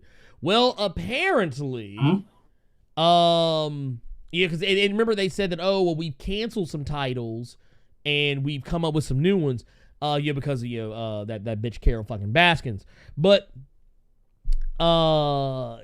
basically what they did is now apparently the book is back. The book is back. Children of the Atom will get a new release date. Apparently, it says due to the pandemic, everything being thrown off. This book pretty much kind of fell into the cold, and I thought it was really kind of messed up because I was like, man, I actually really like Vita Ayala. Vita Ayala's got some solid writing under their belt. Not to mention one of the few black and brown writers of color in Marvel. Also a part of the LGBTQ that's at Marvel of any prominence. And I was like, wow, y'all just gonna cancel the motherfucker's book like that? All right. Okay, all right, fuck us, apparently. But now the book is actually going to be coming out, and for those who are not familiar, Marvel released a statement saying that the mystery surrounding Children of the Atom will finally be answered when the previously announced series by writer Vita Ayala and artist Bernard Chang debuts this January as the latest title to explore the new era of mutant kind. Following Jonathan Hickman's House of X, Children of the Atom will introduce a brand new team of young X-Men characters Inspired by their favorite mutants, these gifted youngsters will keep both the X-Men and fans guessing about who they are and where they come from. More than just mere sidekicks, the cast of Children of the Atom will have a major impact on the world of the X-Men when they burst onto the scene next year. Carter, do you think, because I get this impression, do you think that they took the time, like the reason why they kind of put this one on ice is because they actually took the time to maybe rework the story on it? Because, honestly, yeah. Yes, just because looking at this cover, I can see why you would kind of back up a little bit and give these characters some more depth. Because we got a Cyclops that ain't Cyclops. We got a Nightcrawler that looks like he's doing pyro powers. We got maybe Warren Worthington back there in the background, and we got Queen Latifah holding Gambit cards. So I wait. Why you gonna disrespect her like that? You know that's Lady of Rage. I was thinking that one. But I can never call her Lady of Rage. She always Coretta from fucking Steve Harvey Show. That's always what I'm gonna call her. I rock rough and stuff with me Afro puffs. Oh god damn. Oh my lord. I miss that shit. And I don't know who old boy is down here, but I guess he's some kind of telepath or something. Yeah, I don't know. But just looking at this cover, because I think that book got announced. Correct me if I'm wrong, but didn't that book get announced around the time when that New Warriors book that everybody said was way too on the nose that got announced as well? That like SJW New Warriors book, didn't these Snowflake and Safe Space? Yes, they did. Yeah. They were announced about roughly the same time. Yeah, and with Hickman trying to get this whole new Avengers thing off the ground, and then with this book supposed to be one of those main books that was going to come out from that, and then New Warriors comes out, I could see why he would want to kind of distance his shit, because he's trying to, in all honesty, he's building a new world with the X-Men stuff. So I could see why it was kind of, you sit over there real quick. Put this over here for a minute. let's let this fuckery, let's let this bullshit die down, and then, put you back at the table. So that's kind of what it feels like to me. Like, one of the things that I think they got a thing up here says, when the book was first announced, titles writer Vita Ayala gave their own comments. I've never known a world without mutants and the X-Men, and to be able to create characters that would become part of the canon is wild. What makes the new cast special to me is that they are reflective of a lot of people I know who look up to what the X-Men stand for and have taken it upon themselves to further those ideals. These kids are exactly the kids who, in real life, have posters of Storm and Wolverine in their rooms, who grew up seeing them as heroes and want to live up to that. Okay, so the idea of what's and this is actually an idea that does work for me, because it's also the same thing that worked for me with Kamala Khan. It's the same thing that worked for me with Miles Morales. Not exactly in the same way, but just in the idea that he existed in a world where Spider-Man existed, and he becomes Spider-Man. He's like, okay, fuck it, I guess I'm Spider-Man. Let me, do the right thing. A lot of what was going on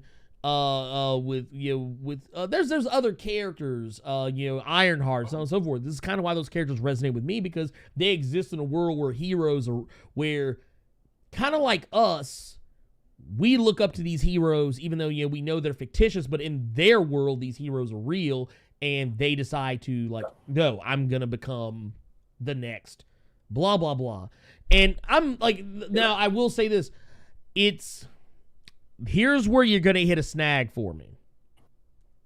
Yeah. These characters have to be able to differentiate themselves enough that they are their own character and not just a cosplay version of the characters that they are inspired by. That's actually the thing that I'm concerned about with this comic, is that we see a not Cyclops, but is this character going to be able to differentiate themselves enough in attitude that I would think differently? Same for not Gambit. Same for not Archangel. Same for not Nightcrawler. Same for, I'm assuming this is, I'm guessing it's supposed to be like not Beast. Like, but like with powers that Beast normally wouldn't have. I don't know. I'm here for it because I think that, yeah, you should make comics that represent those things that Vita's talking about. As long as it's written well, I don't give a fuck. Casey Johnson made a good point in the chat where he's just saying that it's mutants inspired by mutants. Mm-hmm. That's exactly. cool. Yes. That's just like Johnson said, that's beautiful. I would read that book. Just from how she's wording this statement, I don't think it's going to be like how you think it is just because of how she worded it. I think she knows more so where to get away from that. You know what I'm saying? So right. I'm thinking she'll kind of keep it in the realm of mutants being inspired. Like, I look up to Cyclops. Cyclops is this to me. I want it kind of like, you know, how I wanted to be the Green Ranger. You wanted to be Ultraman. Kind of like that. If it's done that way, then absolutely I'd be all over this book. And, you know, just to keep it on the back burner for a little bit, just to get it away from the negative stigma that New Warriors was getting at the time, was actually really smart if they're still going to come out with this book and it be something that the one thing I will say that these X books need right now, you need something a little bit more lighthearted, because we got Wolverine, we got X-Force, we got Marauders, we got X-Factor, we got the X-Men book proper. You need something where you can kind of get a breather, a breath of fresh air, something where you could read it and be like, that was good. It wasn't tense or a hype or balls to the wall or anything like that. It was just a really good chill book. I'm hoping that's what this book is. That's what it seems like it's going to be. Gary Kyler in the chat saying that he thinks that guy is Kid Omega. I would immediately drop this fucking book if it was. Yeah, that's not Kid Omega. Also, that's a woman. Yeah. I guess or I don't know who they're, or maybe they're talking about a different character. I don't know. Maybe they're talking about the person in green at the bottom, but if they're talking about the Cyclops character, that's very clearly a woman. Those are breasts. Those are breasts. Okay, that's what I thought. That's what I was that's a woman. But yeah, if they in the way, not to bring the mood down or anything like that, but if they spin this in a way to where some kid sees Kobe Bryant and says that he wants to be like Kobe when he grows up, he wants to be the best basketball player in the world. If that's what this book is going to be for mutants, I'm all over it. No, I think that, and I think that's a great concept, because that's something that I don't think we see enough, is that, because usually it's mutants saving other mutants, and those mutants just kind of being like, "Aw." Actually, if you really want to tie this in, I could actually see you tying this in with Marauders. How Kitty's been saving mutants across the globe, and like maybe these are some of those mutants. Like, they're like, hey man, the Marauders, they came through for us. All right, we're doing our thing now. Let's or like I said, like you said, it's like for us, we grew up seeing like Michael Jordan, seeing as we got older, seeing Kobe Bryant, and seeing all these superstars. We grew up seeing like all of these celebrities and guys like coming up and like becoming these amazing things, these amazing people, and you're just like, I want to do that, and then you set your mind to it. I think it's a good idea. I think it's a great idea, and I'm surprised that I'm surprised that we didn't get this a little sooner. But it probably is for the best that they wait till next year for this. And honestly, the pandemic is probably the best thing that could have happened to this book, because it gave them some time to maybe. Because I do feel like this was reworked a little bit. Because I feel like originally this didn't have the same weight that it probably would have had. And maybe I'm wrong. But. And I'm perfectly fine with that. But I do feel like, this probably helped this book stay alive. And if it's going to spin out a Ten of Swords, even better. Yeah. I'm really hoping that the time that it took for them to release this book, that maybe they were able to speak with Hickman to just kind of get some ideas, you know what I mean? So, because you have a very, very narrow line when it comes to stories like this. because you could dip in quality quick when it comes to stories like this, to where it's just fan servicey bullshit. So I'm hoping they were able to speak with Hickman. They were able to speak amongst themselves about the story that they want to tell with this. I'm excited for this book now. Yeah. I'm really. So okay, so here's the funny thing. This is actually something that just came out, because they did a 3 Jokers panel at DC Fandome. Okay. Apparently, let's put this to bed. Can we go ahead and put this to bed? 3 Jokers does not take place on a parallel Earth. Jeff Johns I thought that shit was common knowledge. I did too, but you know what? When I went back and looked at the comments for my 3 Jokers video, I actually saw that come up a lot. People were like, oh, this is a different Earth. This is Elseworlds. It's not the same Earth. This is, Earth 85 or some bullshit. And I was like, but no, Jeff Johns has actually come out and he is emphatically stated that it is not a parallel Earth story. These 3 Jokers are not from different Earths. We tried to make it as grounded and personal as possible. And it's exactly what I said it was. Yeah. Okay? So can we please put this bullshit to bed? God damn. Jesus, dude. I hate when people tell you something and your mind is so warped that you still don't believe what's being told to you. No, they're like, fake news. It's fake news. Dude, Jeff Johns is writing the motherfucker. I don't care. He's lying. He's lying. The media is lying to me. Dude, get the fuck out of here with that shit. Anyway, yeah, I can't stand that shit. Yeah. By the way, we got some super chats. We got some damn super chats in the building. We got to address. Conway Bergdahl coming through with the $4.99 super chat says, how selfish and inconsiderate are you to speak spoilers in a chat? Be considerate. Ernie and Carter, back to you. Thank you for that. Thank you for that. We can't have that. We can't have spoilers in the chat, y'all. Just saying. This was from earlier. Thank you, Conway, for that one. I appreciate it. Thank you so much. Poe Archery Media with the $5 super chat says, I don't know if this was mentioned yet, but clearly, Children of the Atom. Let's see, Children of the Atom is one of the red labeled titles. Ooh. I did not realize that. I did not realize that. That's actually a good eye. Damn books. I completely forgot about that. Mm-hmm. I did not actually catch that. So that's actually a good eye. As a matter of fact, because now I'm actually going back. I'm actually going back here. And yeah, that's actually pretty slick. Okay. One thing that people are saying in the chat right now when it pertains to 3 Jokers is so Batman never noticed that the villain he's been fighting for his entire career suddenly looked different and was suddenly a different person. You're the world's greatest detective, but you can't visually see that this dude is not the same dude you've been fighting 3 times over. Well, the funny thing about it is that the way I kind of looked at it was that he seems to be aware. Like, he seems to be aware that something's like. Now, granted, up to once he got the Mobius chair information. Now, before that, that's another story. But for the most part, Joker has had a vaguely consistent look. I mean, like up to a point. Like there are some visual.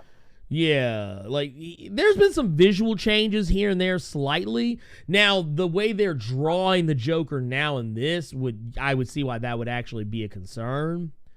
But I don't know. I mean, I feel like what's happening here is that there is like Joker is such a chaotic character, such a chaotic figure, like so random in what they do that it is kind of off-putting the idea that, it took Batman that long to figure it out. But at the same time, there's still motherfuckers who, up until recently, walked around thinking that Clark Kent and Superman were not the same person. For a long time, Lois Lane didn't notice. So, I mean, shit. People are just, inherently stupid. Hell, there's motherfuckers who don't know that Miley Cyrus and Hannah Montana are the same person. So, there you go. But I always looked at it more so like, just from a comics perspective, it's just that he didn't realize it was 3 different people just because all he fucking saw was, it's the Joker, I need to stop him. He's doing something. Mm-hmm. That's always how I look at it. So I don't think, you know what I mean? So, but the fact that people didn't realize that was canon, even though that whole fucking Dark Side, so that means you didn't think Dark Side War was fucking canon. That's when he found out. That's when he found out. That was the thing. Brains in this, like, good lord. Yeah, I don't know. It's one of those things. It's a common battle that I fight on the interwebs. It's just like, because I remember, case in point, I'll go ahead and say it right now. What was it? When they brought back Mikhail Rasputin for X-Force recently, there were people who told me that that's not him. Like when they showed like the shadowy figure who broke the brakes off of that dude from Xeno, that super soldier dude, and everybody was like, "Oh, that's not Rasputin. That's not Rasputin. You're overthinking it." And then like literally a few issues later, who is it? It's Rasputin. Come on now, dude. Look, I don't say shit without thinking about it first. Okay? I don't talk out of my ass. Yeah, I mean, I do talk out of my ass, but when I lay down a definitive word on something, like when I say, I'm pretty sure this is what's going on, I'm usually fairly certain. That said, we're not done yet because we've got a new channel member, Elijah Johnson. Welcome to the Blerd Club, Silver. Welcome to Blerd Club, which, by the way, if you are a member of Blerd Club, you do get early access to my videos, most of them, when possible. The Web of Venom Wraith video is probably not going to go up early. I'm probably just going to put it out because it was actually supposed to be out yesterday evening. But I fell behind. Stuff's been going on. But that said, I will be, I post also for those of you who don't know, also for channel members, you probably noticed it because there's a playlist now that shows this stuff, but I also do a weekly top 5 comics of the week that only the Blerd Club and Patreon members get access to. So that's a thing. That is a thing. That's a thing that happens. And then next up, Conway Bergdahl with the 499 Super Chat says, at the end of Death of the Fam, didn't Bats say, I know who you are? Yes, I believe he did. I do remember that. Like, because basically the whole idea was that Joker knows Batman's true identity. And then you find out later on, like, Batman, like, it's one of those things that's kind of plaguing Batman. And then you kind of go back and you find out that maybe that's not exactly the case or whatever. I don't know. It's been a long time since I've read Death of the Family, but yeah, somewhere along those lines. Thank you for those super chats and those Blerd Club memberships. I appreciate it. Y'all are keeping the channel alive. Please and thank you. Real quick, let's talk about, because I did say I was going to talk about this. So did you know, Carter, that Wolverine is getting a new arch nemesis? Why is everybody getting new villains? I mean, Batman has fucking, what the hell is her name now? Oh, Punchline? You got the new, you got Punchline over there, so now Wolverine's getting somebody. Who he getting? Who? All right, so they're going to be going to get snicked. So apparently, this is someone by the name. I guess it would be. I'm going to say the name is Solem, because it's kind of it's spelled like a golem, like an automaton. It could be Salem. I don't know. You know me. I butcher names. I don't give a fuck. Sometimes I do it on purpose just to fuck with people because I see how angry people get when I do it. So sometimes I just do it because I know it'll trigger somebody somewhere, maybe. Anyway, point of the matter is Benjamin Percy and Victor Bogdanovich, Wolverine #6, which actually is the next issue. Apparently, they will be introducing this new character who appears, I don't know. I don't know if Benjamin Percy has been like following my Twitter, following my channel. I don't know if he's like, no. I heard Blerd say that he likes vampires and he'll keep reading Wolverine so long as there's vampires. Because I'm not gonna lie, this dude looks like another vampire. That's what he looks like. But apparently, because of the fact that Sabretooth is in the hole and cannot be Wolverine's dance partner, they're introducing this character to kind of take that place. But basically, we got a picture down here. It says, who is Solem? Wolverine's terrifying new arch nemesis revealed. Wolverine number 6. And I saw that hood and I saw the chain.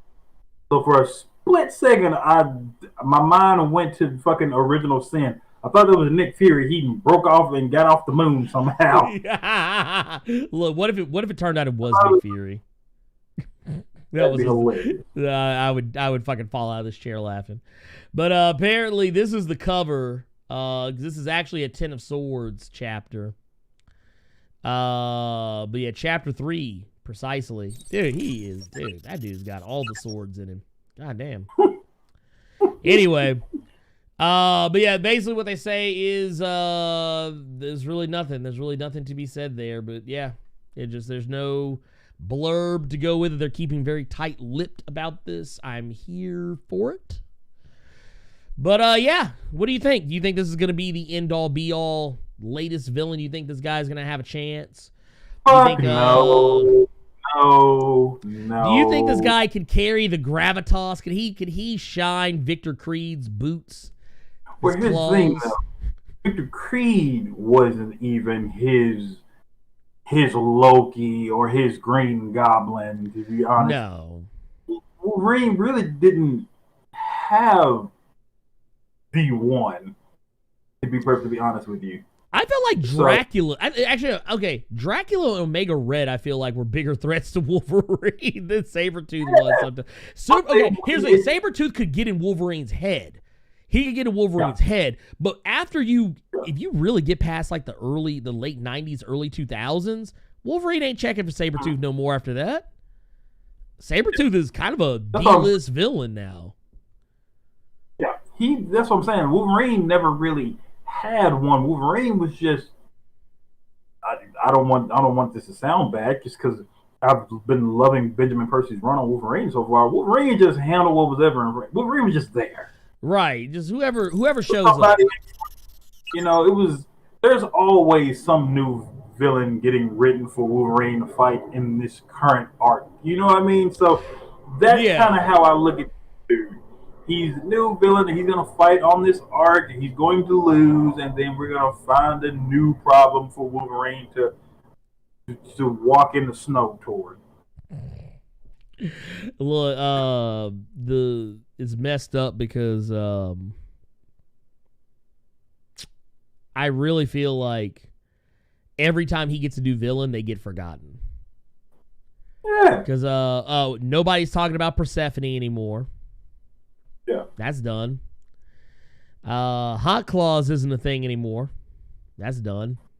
Oh, shit. I forgot about that. Yeah, Hot Claws is a wrap, dude. That shit quietly went away. I forgot about that. Isn't it?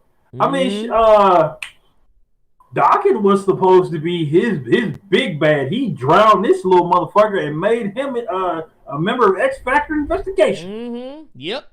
That motherfucker is, and now he has a less terrible attitude. They're trying to make people like him.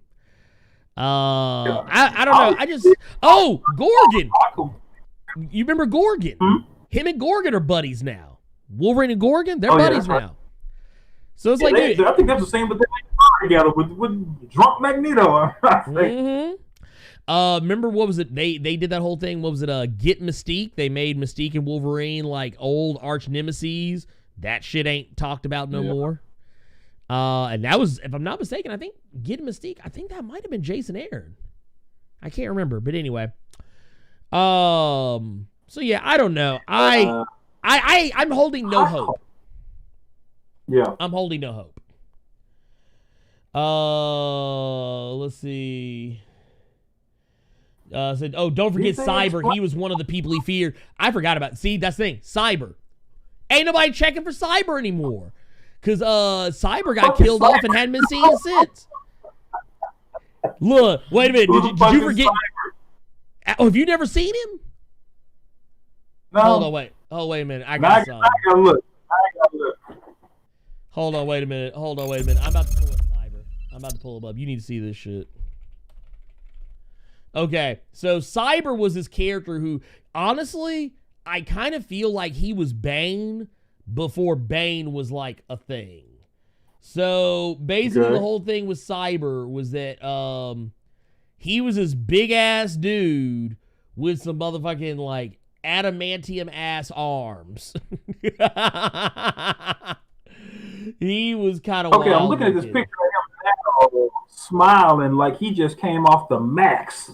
Right? Yeah, no, he was literally a Max character. He may as well have been. But yeah, this is Cyber right here. Big ass motherfucker. Okay. He was supposed to be the cerebral killer. This cerebral killer that was supposed to be able to like get fuck with Wolverine. And Wolverine used to legit be kind of like on his toes with him. But if it tells you anything, remember when Wolverine lost his adamantium in Fatal Attractions? And he had to get he finally got his adamantium back. If I'm not mistaken, they took it from that motherfucker. But he had big ass arms and saber-tooth claws. Like I almost said a word I'm trying not to say anymore. But this motherfucker, he like the Tick. He's just angry. He looked like an angry version of the Tick. Look, with no antenna at all. That dude is like a mad. He's awful. He's just awful. But yeah, just oh god. Yeah. Oh, that's what it was. That was his thing. So the claws he had, I forgot about this. So yeah, he has those adamantium arms, and he has like some adamantium claws on the tips of those fingers. There was a hallucinogen in those claws that if he cut you with them, you'd start like seeing shit. It was God, dude, Cyber was such a dumb character. They keep giving his arch nemesis characters the Green Ranger treatment. Oh Lord. Oh wait. Hold on. Let me see what Luzosaurus just said here. That boy loose. With that incomplete ass name. Cyber better be raw or else he gonna get cyber bullied. So why he got the face of Gluttony from Full Metal Alchemist? Oh my dude. God. This man, why y'all clouded my dude?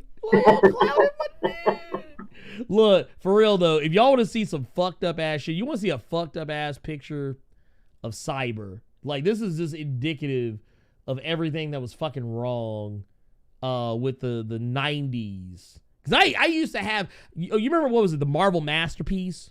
Remember Marvel, the trading cards? Yeah. I actually used to have, that. I had actually never seen Cyber in a comic up to that point.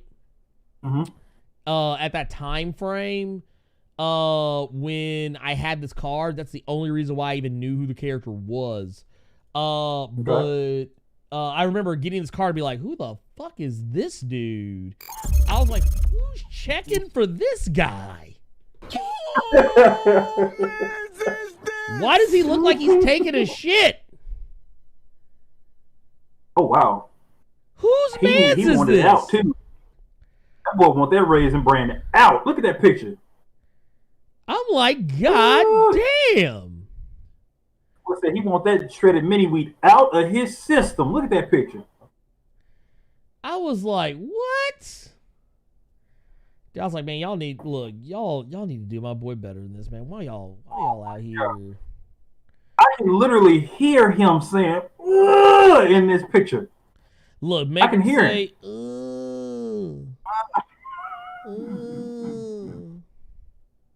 Don't do that. Don't do that. Na. Make him say How do you...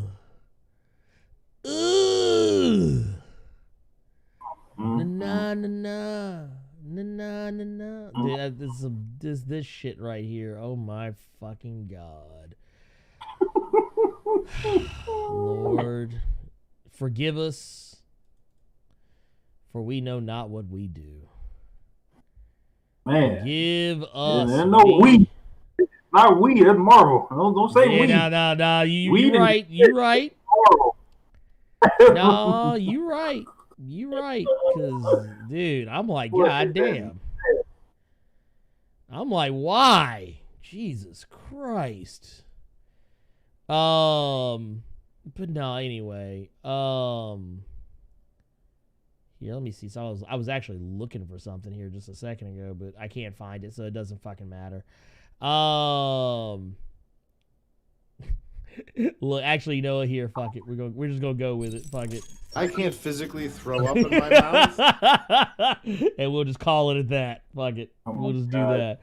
But no, sometimes you gotta have Ultron on deck. But no. Anyway, fucking dumb character. Yeah. Now y'all know. Y'all are better for it. Maybe. Probably not. Let's see here. Okay, here's some quick news. Did y'all know that Wakanda has been added to dictionary.com? Really? Yes, it has. Dictionary.com has added an entry for Wakanda. The fictional home of Black Panther. Says an entry for Black Panther's Wakanda, which has become a symbol in recent years following the release of the Marvel Cinematic Universe film, has been added to a dictionary. Dictionary.com added the entry and offers a pronunciation of Wakanda, defining the word as the fictional African home country of the Marvel superhero Black Panther. Also provided is a short piece on Wakanda's history, with the country first appearing in Fantastic Four number 52 in 1966.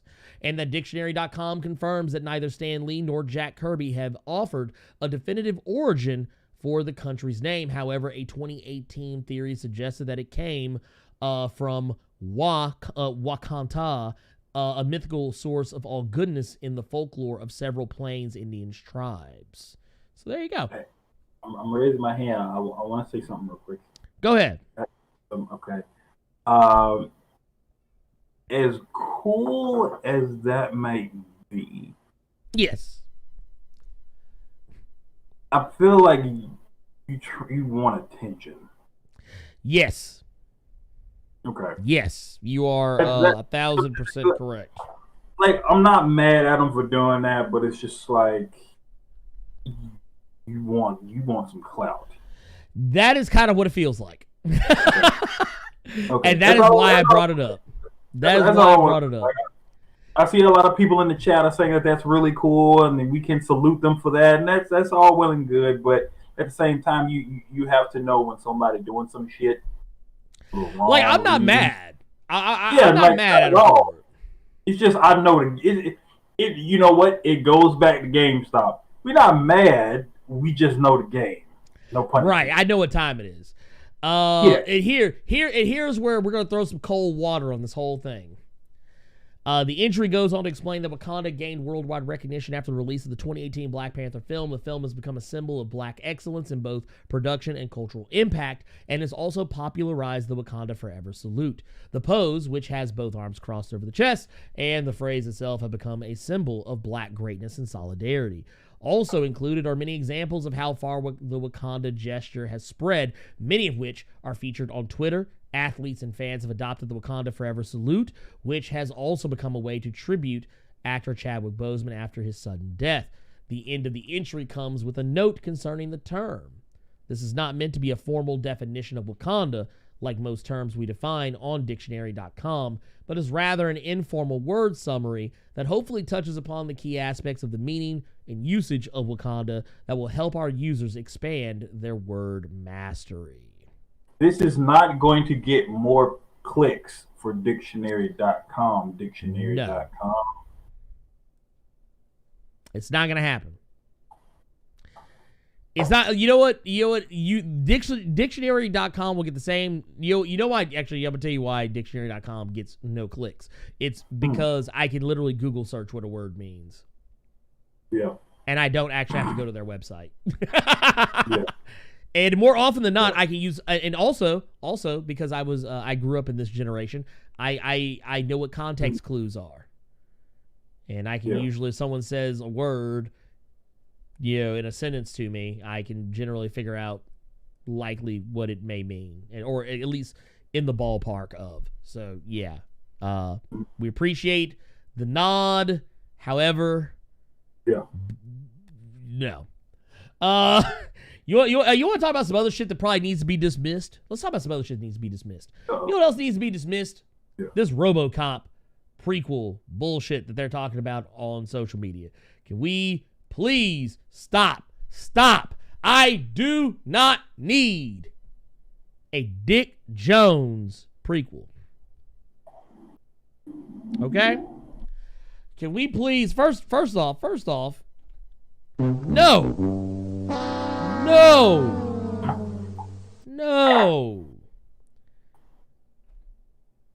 I can't physically throw up in my mouth. This is dumb. Okay, so here's the thing. MGM is out here just trying to get a bag on some nostalgia trip bullshit. First off, they're talking about wanting to make a TV series set before the events of the original RoboCop and how it focuses on a corrupt Dick Jones. We know Dick... Okay, first off, how many of y'all remember Dick Jones as anything else other than this?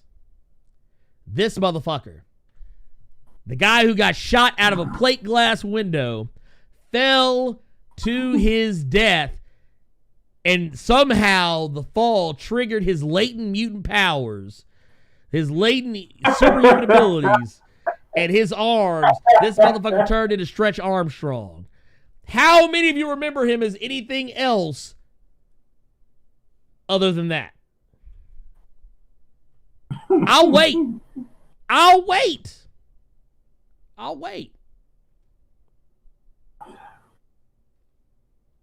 See, shit like this comes from like different forms of media seeing that secondary characters can do somewhat well. Because I guarantee you, MGM saw the fact that fucking Alfred show, Pennyworth, did well, and it had nothing to do with Batman. So I bet we could do that for our superhero. No, you can't. No. Because you know when people see RoboCop, you know what they want to see? Fucking RoboCop. Really, nothing RoboCop should really no cops. We really need any cop shows right now. Can we not have any cop shows? I want to see a motherfucking spinoff based on the dude that worked for the company that make the belt that Batman used for his utility belt. That's what that stupid ass shit sounds like. Exactly. There's really nothing else to say here on this. Like, it's like this is literally like this is just a straight up no right off the rip. I want to know about the character that worked in Marshalls when Superman and Zod fought in Man of Steel. That's what this stupid shit sounds like. Yeah, no, that's precisely what it is. Let's talk about something positive. Or no, maybe not positive. Let's keep it messy. Do we want to keep it messy? Man, this is your world, man. Let's talk about Halle Berry. Halle Berry had some words the other day. She spoke up a few days ago. Halle Berry, we talked about Bryan Singer's funky ass the other day. Yeah. I have a very dirty mouth. So when you talked about, let's say messy, and you said Halle Berry, my mind just went to Monster Ball and just... Look, you started thinking about Monster Ball and Swordfish and shit. Just like, oh, man. Halle Berry out here. I mean, we can get messy. We can get messy. Children, close your eyes. Matter of fact. He's like, cover that shit. Wait. Cover that shit up. You can't see this. No, We've got Halle Berry apparently has some words about Bryan Singer. Yeah. Halle Berry, in a cover story with Variety, Berry, who is unveiling Bruise, which is going to be her directorial debut at the Toronto Film Festival. She said she revealed that she clashed with Singer before retiring the character in 2014's X-Men Days of Future Past. And of course, Bryan Singer declined to comment. But she said that Bryan's not the easiest dude to work with, Barry said. I mean, everybody's heard the stories. I don't have to repeat them. And heard of his challenges and what he struggles with. That's a nice way of saying he's a pedophile.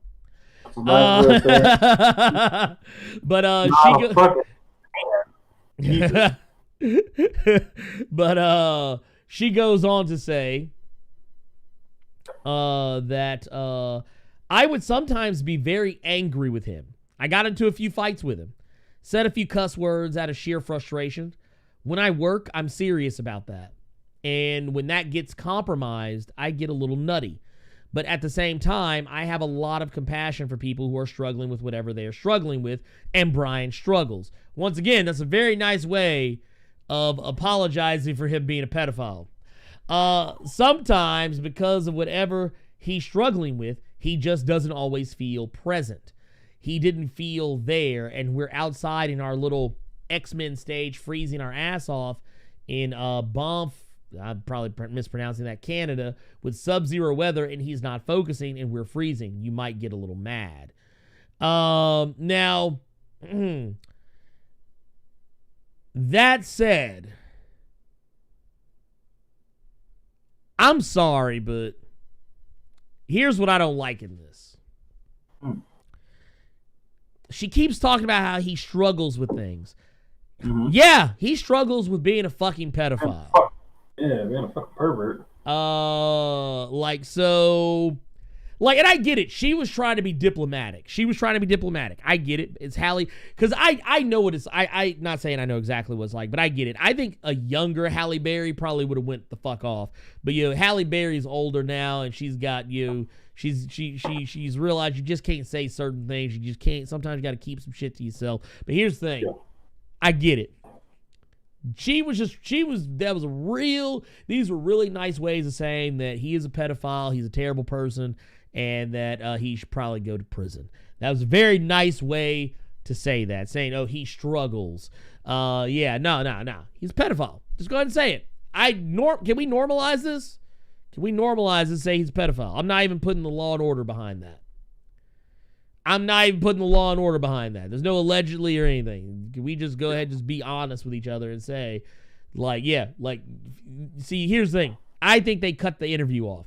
I think the part where she says that, he struggles with things, I think the writer, whoever took this interview, cut it off because she very likely may have said with pedophilia at the end of that sentence, because I feel like this interview has been hacked up. There are pieces of this interview laying on the cutting room floor because that man's a pedophile. And I will say it here. I will say it now. I will say it again. Man, it's a fucking pedophile. Anyway, moving along.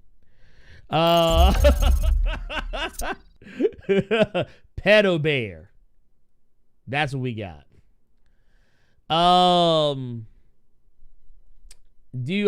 Carter, what do you think about your boy Chris Hemsworth? What do you think about your boy Chris Hemsworth? You think he's going to hang around? You think he's going to be Thor forever and ever and ever? I think when he makes the Robert Downey Jr. money, then he'll sit down somewhere. I don't think he's there yet. Mm-hmm. I don't think he's anywhere near that. I think that's why a lot of them are going to stick around. Scarlett Johansson ain't there yet. Brie, once this second Captain Marvel movie comes out, I think she might be there. She might sit down somewhere. But I think Chris Hemsworth, he's honestly, he's still early on in his career. So, and I think he's yet to really have a hit outside of the MCU, something that was like big, like major big. Like, what was that movie he had pop up on Netflix? That's the thing. I think it was Extraction. I think that's his only one that was somewhat close, and that still had still had the brothers that were behind the scenes. Mm-hmm. From The Russos. yeah, the Russos. I almost said Coen brothers. What the fuck? But I was about to say, as long as you didn't say the Wachowskis, because they're sisters now. Yeah, but I think that was the only one that he had that was somewhat close, and I think that movie has a sequel coming out on Netflix sometime soon. So we'll see what comes with that. But yeah, he's still early in his infancy because he is and his brother. But every like okayish, like for every good Marvel movie, they either do an okayish movie or some fuck shit. So like who was it? God, who was it? Well, Chris Hemsworth. What movie was he in? He was in that movie. What was it? Black Hat. They were trying. That was yeah, the hacker movie. Like that was like, man, we're trying to get this man on. We're trying to get him on. And it's like they're like every time he tries to come out with something, it's like, oh man, this is gonna be the one. This is gonna be the one that's gonna put him on the map. Out like something to differentiate him, so he's not just known as Thor. And it's like, nope, nah, that ain't it, fam. The Extraction came real close. That was a Michael Mann movie. That movie, it should have been really fucking good, and he wasn't, and it wasn't. It was not. But that's the thing, though. With that, he has to know the roles to pick. Robert Downey Jr. knows the roles to pick. Chris Evans knows the roles to pick. Scarlett Johansson, Brie Larson, Don Cheadle, they know the roles to pick. Who the fuck believes Chris Hemsworth after seeing Thor? Who the fuck believes that man's a computer hacker? Exactly. Motherfuckers went and watched Swordfish. They talk about Halle Berry. Nobody believes fucking Wolverine knows how to hack a computer. Look, I thought the hackers in the movie titled Hackers were more convincing. Throwing that out Hell there. Yeah. And that movie has not aged well at all. But it's still young Angelina Jolie, so I can never say anything negative. Yeah, no, I won't be too hard on it. But real quick, and then we're gonna address there because I saw there were some super chats. Apparently, Chris Hemsworth, once Thor: Love and Thunder is wrapped, he's been asked about whether or not he'll continue on. Now, originally he did say that he basically kind of he talked about having interest in being around, but at the time it wasn't necessarily. At the time, known whether or not he was actually going to do anything, because he said after Endgame's release, he said, I'd still love to do more, to be honest, and I don't know what the plan is. I feel like we've opened up such a different character. I feel more energized for the possibility of where it could go, but I'll use that in other places and other characters if it's the end here. Well, we now know that there is a thing called Thor, Love and Thunder, and when it was revealed that he would be back for this one, as well as Natalie Portman and Tessa Thompson, so on and so forth. We did learn that apparently, here it is down here. He did an interview very recently talking about what his future is going to be, and if he would be replaced by Natalie Portman. And basically, his response was, "Are you crazy? I'm not going into retirement. Thor's far too young for that. He's only 1,500 years old. This is definitely not the film where I say goodbye to this brand. At least I hope so." So, yeah, it's one of those situations where I think and honestly what probably will wind up happening is that, he will likely be hanging around for at least, I would say I would like to see him in a Guardians movie. I would like to see him do a couple more Thor, solo movies. And definitely doing Avengers movies. Yeah. But he ain't out yet. He's, like you said, he's too young. And, he hadn't hit that Chris Evans, Robert Downey Jr. level yet. Where, he's ready to be like, all right, I'm out this bitch. Robert Downey Jr. got 3 full-on Iron Man movies under his belt. He has Avengers, he has Age of Ultron, he has Endgame, he has Infinity War. Hemsworth has Thor Ragnarok, Avengers, Age of Ultron, Infinity War, and Endgame. We got to get at least 2 more Avengers movies out of him, or not Avengers movies, but 2 more Thor movies out of him. Because we're gonna act like the first two Thor movies don't exist. That's why I said all he has is Thor Ragnarok. Okay, so we need to see the sequels to those movies. We got to see how Love and Thunder goes. One reason I know for a fact he ain't going anywhere is because, to be quite honest with you, even if the thought crosses their minds to make Natalie Portman Thor and to do that Jason Aaron run, that shit isn't going to go over too well. And just because things went well for Brie Larson when it pertained to Captain Marvel, I don't see that happening when it comes to Natalie Portman and Thor. Because the thing about it is, whether you like her or you hate that woman, because I didn't know she had a YouTube until you brought that shit up last week, Brie Larson can act her ass off. Oh, yeah, no, definitely. Most certainly. You know what I mean? So I don't think... Plus, Natalie Portman was somebody who didn't even want to come back to do that shit in the first place. She originally didn't want to. Yeah, she originally wanted out. Oh, yeah, Chris Hemsworth ain't going nowhere. Because they wouldn't even think to put Jane Foster in that role yet. No. I don't see it happening yet. I can see her hanging around. Definitely. I don't even see that. To be honest with you. Yeah. That bad guy. She's gonna want Robert Downey Jr. money for a co-starring cameo role, which I don't see happening. So I don't see her sticking around for this. I think it might be more so. I think she has kids. She might have nieces and nephews or something like that. She might be doing this for them, to be honest with you. It's like, look, man, I'm just trying to get paid. I'm trying to get my coins like everybody else. Okay.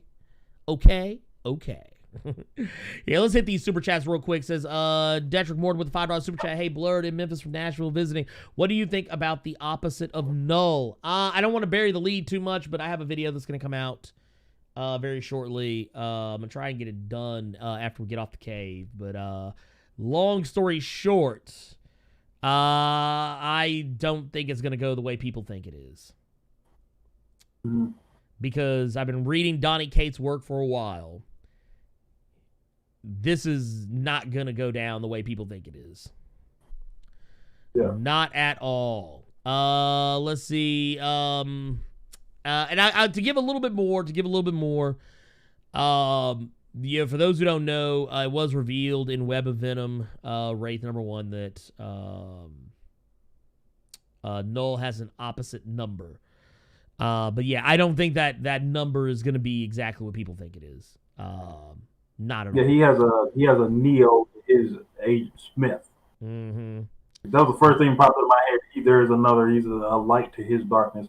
Mm-hmm. And let me just say something real quick, because I think people misunderstand what I'm saying when it comes to Natalie Portman.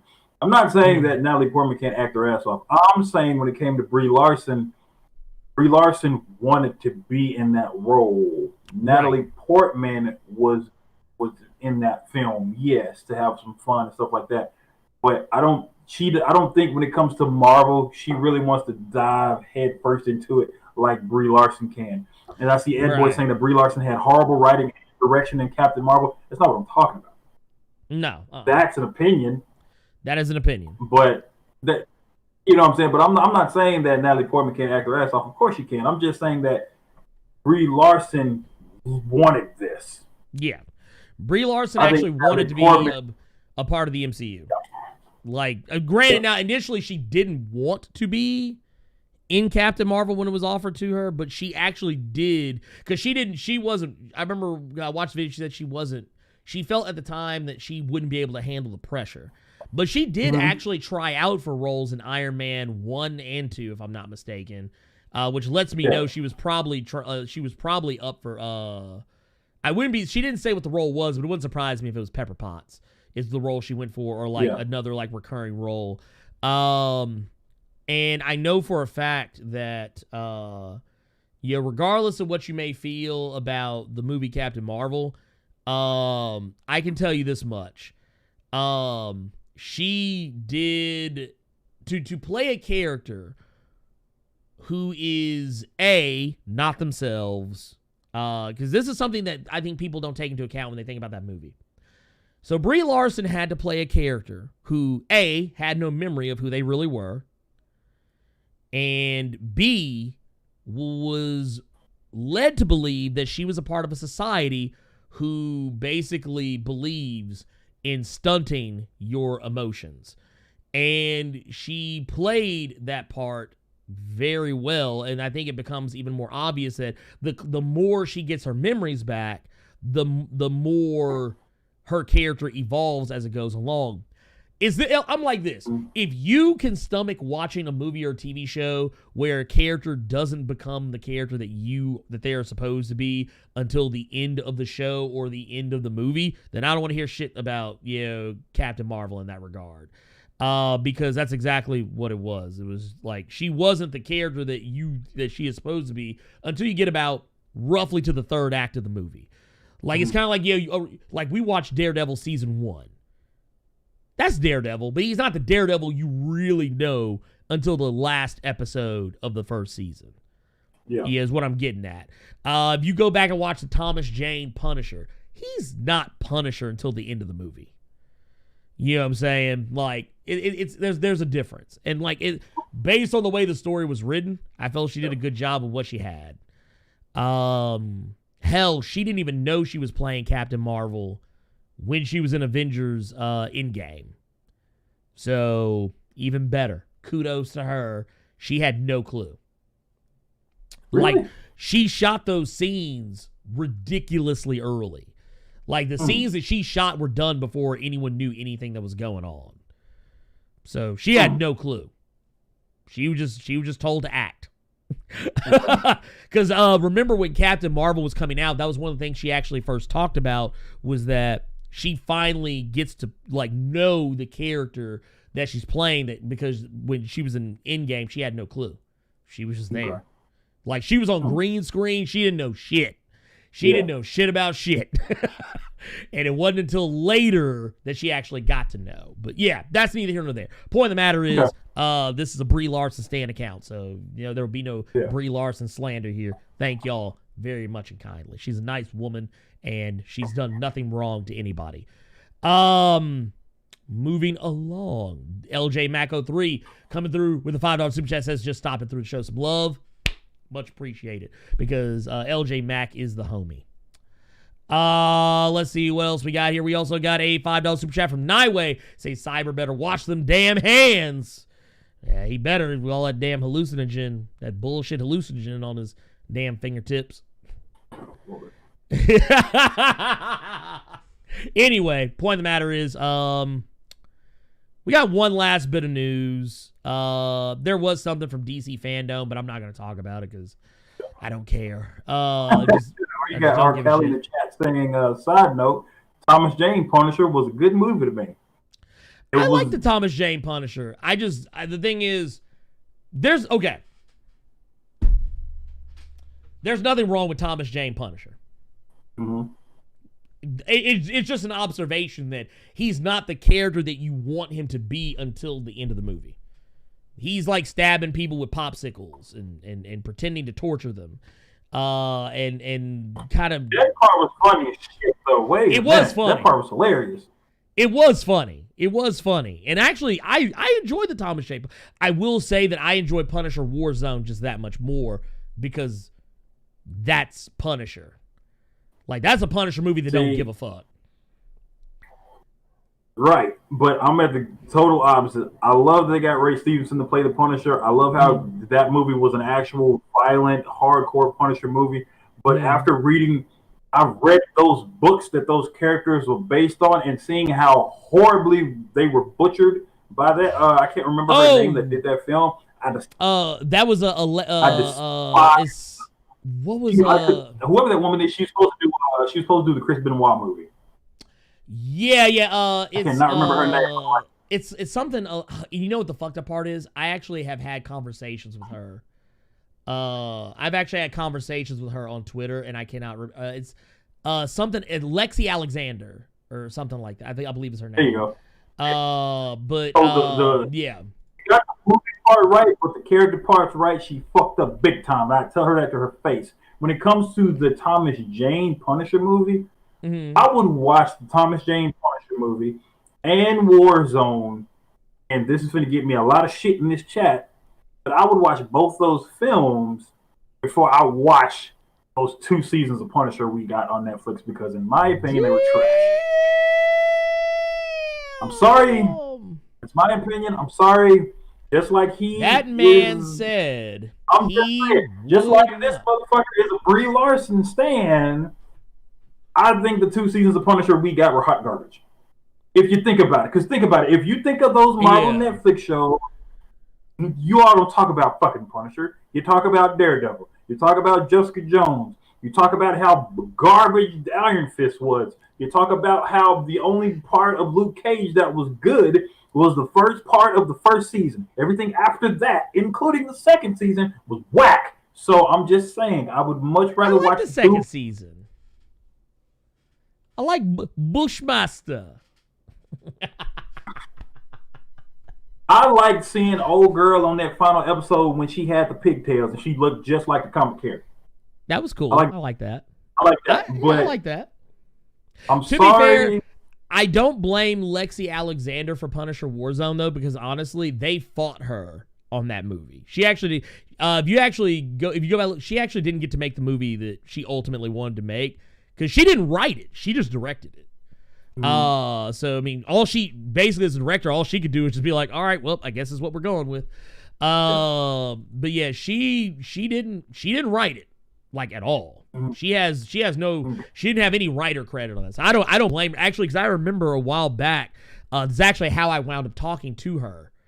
It was because she was catching somehow it came up on Twitter, and she was talking about it. She was like, I didn't get to make the movie I wanted to make, so she was like, whatever, I don't care. She basically she said I basically came in, did my job, and left. That's why she hasn't done shit else for Marvel. I see LJ Brown, and I see a lot of other people in the chat saying, "Carter, you on your own on this one." Here's the thing. Just like Blerd just said that Thomas Jane's Punisher, he was only Punisher at the end of the movie. Mm-hmm. John Bernthal was only the Punisher in spurts in a full season. I'm not saying John Bernthal was bad. This is another instance of a Ben Affleck or a Henry Cavill, where we have fantastic actors in the roles In bad stuff. bad media that's around them. I will give you this. Here's a confession. I actually really liked the first season of Punisher, but I could never go back and rewatch it because the way that story is told, there are a lot of instances where John Bernthal's character of Punisher, I feel, is acting in ways that I feel the Punisher wouldn't act. Like case in point, the whole plot point where he's spoilers for the first season of a show that came out years ago and has been canceled. But the whole plot point where he's fucking around with Micro's family, like trying to like insert himself into Micro's family. I'm not gonna lie, that's the one part of the show where I was kind of like, I don't need this. Because, like, it made Punisher out to be, like, a worse person than, like, if you could imagine, a worse person than what he already is. But then at the same time, I just kind of felt like, this is unnecessary. Like, why are you, like, Punisher's normally not this petty. Like, this is not the Punisher. This is the Pettisher, is what this is. This is not, so I didn't even finish the second season. I watched the first 2 episodes of the second season, couldn't get into it, and moved on. So, there you go. Yeah. See, and that's my whole point. Like, I could tell you, like, here's the thing. If I was to ask anybody in this chat what was their favorite thing about the Marvel Netflix shows, you're going to get a whole lot of Daredevil. You're going to get a whole lot of Luke Cage. You might get some Jessica Jones in there, but I know a lot of people who more so talk about Purple Man before they talk about Jessica Jones. That's neither here nor there. Right. But not a lot of people are going to bring up anything from Punisher because Punisher didn't really have a whole lot. You had certain action scenes, and then you have like 4 or 5 episodes of just bullshit drama, and that was the problem with the Punisher. Like, if I bring up anything about the Punisher, it was some kind of fight scene, or the last episode of the second season when he kills Jigsaw, and it seemed like they were trying to do some artsy fartsy shit with those characters that wasn't needed. Like, Jigsaw that's the Punisher's fucking Green Goblin, Loki, or whatever the fuck. Mm-hmm. And you do it like he lost his memory, so the mask he's wearing is him trying to put the pieces together with his broken mind. Get the fuck out of here, dog. It's the Punisher. It shouldn't have been hard to do 2 seasons of The Punisher. And I know I'm probably going to be by myself on that one, but I'm sorry. John Bernthal, great in the role. If there's anyone who can play a crazy white man, it's John Bernthal. It's everything that he had to do when it came to trying to take care of this kid in the second season. When it came to this will they or won't they with him and Karen from Daredevil, that no one cares about. You don't care about that shit when you see the Punisher. Can I be honest with you about something? And I hate saying this because I actually hate the fact that Deborah Ann Wall has not gotten work since being on those Netflix shows. But I always hated what they did with her character in those shows. Like, granted, I get it. They tried to steer so far away from what she becomes in the comics, and I appreciate that. But at the same time, I was just like, dude, y'all inserting this bitch into everything, and she is starting to get on my last nerves. Like, I was like, I'm sick and tired of seeing her ass. So, and Luchasaurus, you basically hit the nail on the head. When he smashed dude's face in the mirror, that was Frank Castle. Exactly. But I guarantee you, if someone was to do the work and count every action scene or actual scene that was the Punisher from both seasons, that shit wouldn't be more than 10 minutes.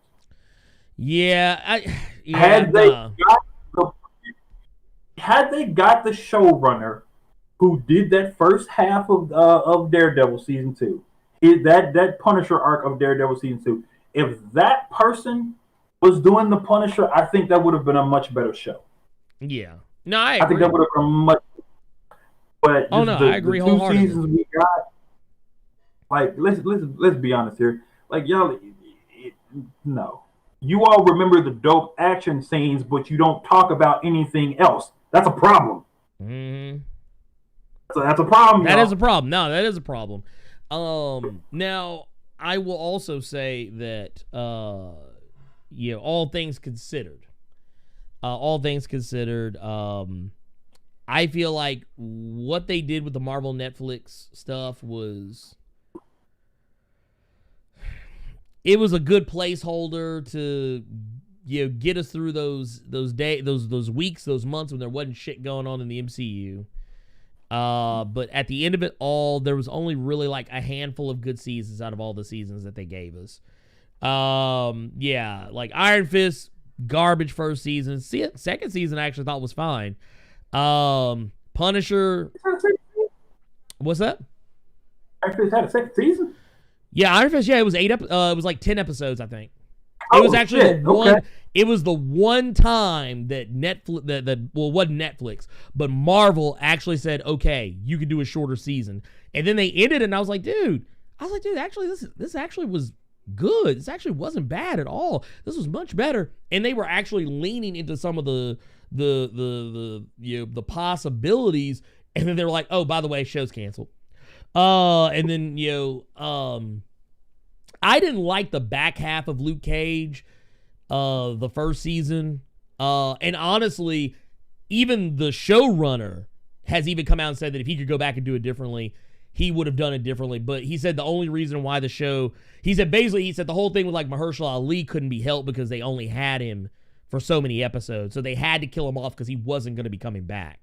Because of the scheduling conflict. So they had to just kill him off. But at the same time, I do agree with the showrunner that they should have done Diamondback differently. Because that was the thing they said, if he could go back and do it differently, he would. Because once Diamondback comes into the picture, the show becomes almost comical. Because it's like, they do this whole thing like, oh, we're brothers, and oh, you were the good one, and I'm the bad one. It's like, we didn't need that. You could have kept this as a straight-up gangster deal. Diamondback could have just been a bigger, badder gangster than Cottonmouth and been done with it. But now you had to, like, force it into this, oh, well, they're family, and oh, my God, like, he's the illegitimate son, and this was the real... Like, we didn't need all that bullshit. We didn't need all that. I liked the second season a lot. I thought the second season was great. Except for like maybe a couple of episodes here or there, but that's all the Netflix shows for the most part. Jessica Jones season 1 is fantastic, but seasons 2 and 3, I can't fuck with you. I can't fuck with them 2 seasons. Daredevil season, I like all the seasons of Daredevil. I do think 2 is the weaker season of the 3, but I still like them all. 3 being, I think 3 is the best. Yeah, I 3 think brought it right back to where it was. Yeah, Daredevil, I will actually fight somebody. Daredevil season 3, I think is, I actually would say, I would actually put, and I hold Jessica Jones season 1 in very high regard, but I would put season 3 of Daredevil right up there with it. It might be a hair better. It might be just a smidget better just because of the payoff at the end. But yeah. Netflix Marvel, I would like that Daredevil scene, at that speech at the end when he's yelling at Fisk saying, "I beat you." Mm-hmm. I'll put that shit up against any of those shows. Dude.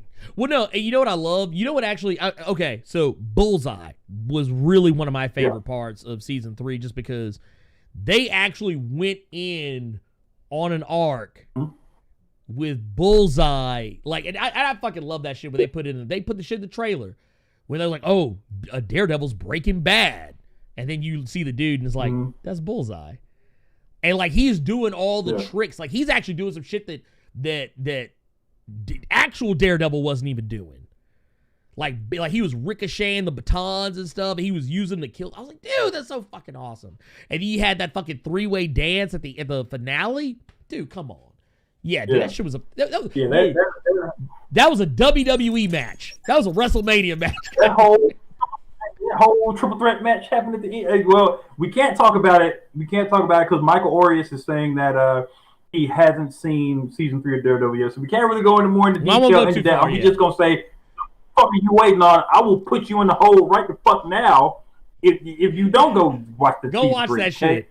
I understand you got busy and lost interest after the other show's sequel season. I understand that, but Daredevil season 3.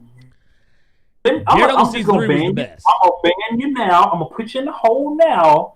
And then I'm going to take you out the hole for next week's Blerd Cave. Okay, so get the fuck out of here. Go watch the episode. I'm dead. But I think if I put you in the hole now, you ain't got shit else to do because you're in a fucking hole. So go ahead and watch that season 3. You got time. You have time. You can be like, there's time now. No, fucking dead. But yeah, no, I mean, yeah, just know that Daredevil season 3 is a must watch. Yeah. Daredevil season 3 is definitely a must watch. I will say that. But yeah, like all the Netflix shows, they all have some points where they drag because Marvel was dead set on having 13 episode seasons as opposed to having 10 episode seasons like all their other shit was at the moving towards. The 13 episode deal was something Netflix originally was doing with their original shows, but after the Marvel stuff, they started moving to 10 episode seasons and in some cases 8 episode seasons, and they were better for it. But Marvel that was Marvel. It was Joe Quesada, if I'm not mistaken, more specifically, did not want to change that. So if anyone's to blame, it's him. But that said, we got one last story. And here, let's address these super chats real quick before we hit actually, no, I'm going to save the super chats because I'm going to get this out of the way because I know we'll go down a rabbit hole on one of these. So y'all remember the guy who got the police called on him in Central Park? The white woman called the police on him saying that she was being attacked because, and she was upset because basically he was filming her having a meltdown. Christian Cooper. Crazy bitch. Dog or whatever the fuck. Yeah, she had the dog and like she was upset, she was mad, and so she called the police saying he was trying to hurt her and rape her and all this other stuff and some other bullshit, and he had the camera phone on her the whole time, and the shit got out, went viral. It was all in Central Park. Well, guess what? We talked about the fact he's a former Marvel editor, right? Like he used to work for Marvel. Well, he is going to turn his viral racial profiling experience into a DC comic. Excuse me? Yes. So basically what's going to happen is Christian Cooper, the black former Marvel Comics editor who had the police called on him in New York City for asking a woman to leash her dog, will be one of several underrepresented voices to contribute to DC's digital-first series Represent. The DC's official press release goes as follows. Today, DC proudly announced a new digital-first series, Represent, launching with It's a Bird by Christian Cooper. Aletha E. Martinez, Mark Morales, Emilio Lopez, and Rob Clark Jr. This first chapter is available now, offered for free on participating digital platforms, including ReadDC.com, Comixology, Amazon, Kindle, Apple Books, and more. Additional chapters Represent will be available digitally in 2021, so y'all have no fucking excuse not to read this shit. Anyway, this digital series is designed to showcase and introduce creators traditionally underrepresented in the mainstream comic medium. We'll highlight both new and familiar voices, beginning with It's a Bird by writer Christian Cooper and artist Aletha E. Martinez, a semi-fictionalized account of Christian's very real evolution from a kid with a pair of binoculars to a man in an unexpected media spotlight after an altercation with a woman walking her dog in Central Park. In Cooper and Martinez's story, Jules, a black teenager, is given a pair of old binoculars as he heads out for a morning of bird watching.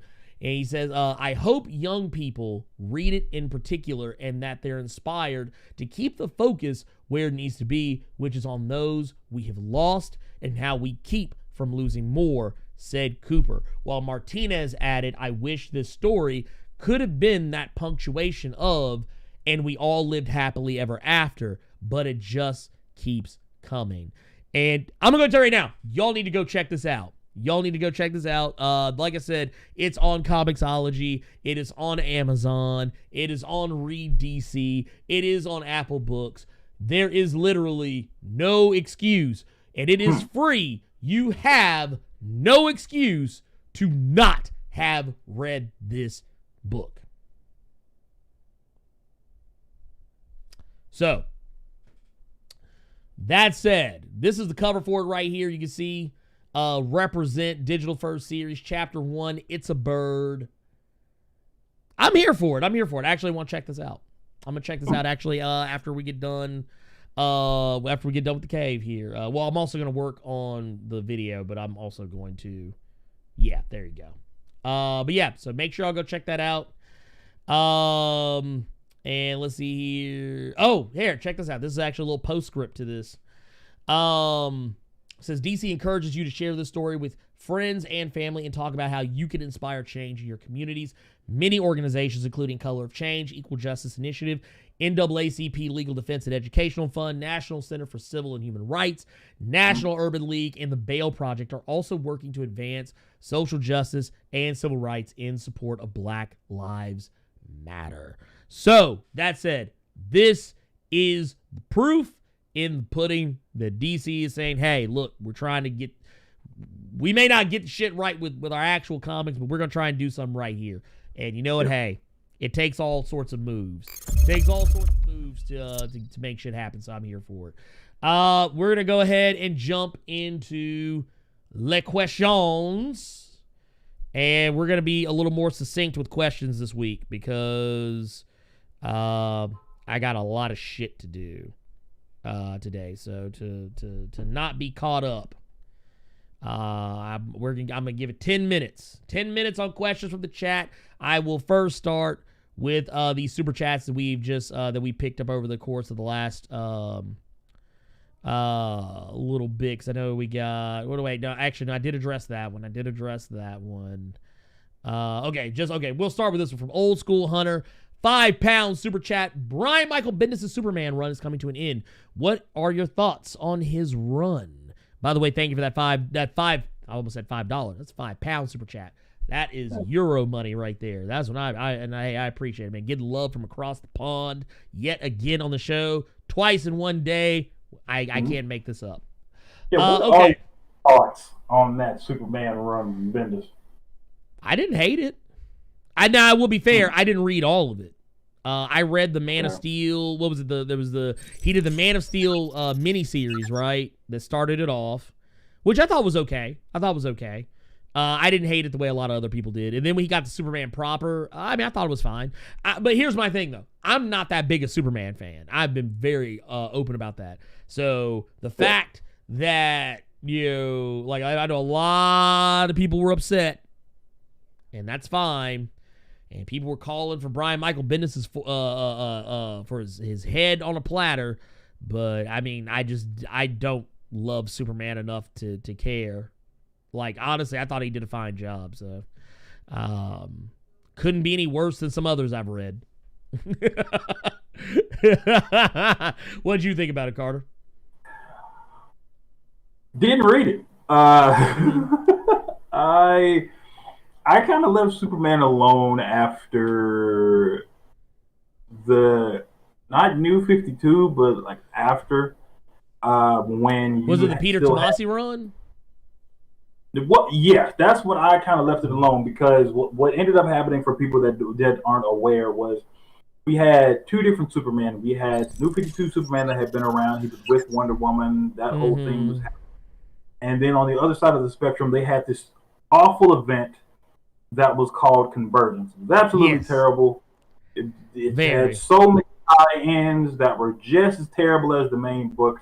But the one takeaway from it was you got the pre-52 Superman in the New 52 universe, and he was married to Lois Lane. He had John, he had their son, who's currently Superman in the deceased book Super Sons. That little guy, he had his family. They were good. He was wearing the all-black Superman suit just because if there was anything that the New 52 Superman wasn't aware of or he was too busy doing, then 52 Superman will come in, save the day, but he'd be super sneak stealth about it. He'd be like the Blerd from fucking Smallville. He'd be in and out, go back to his family.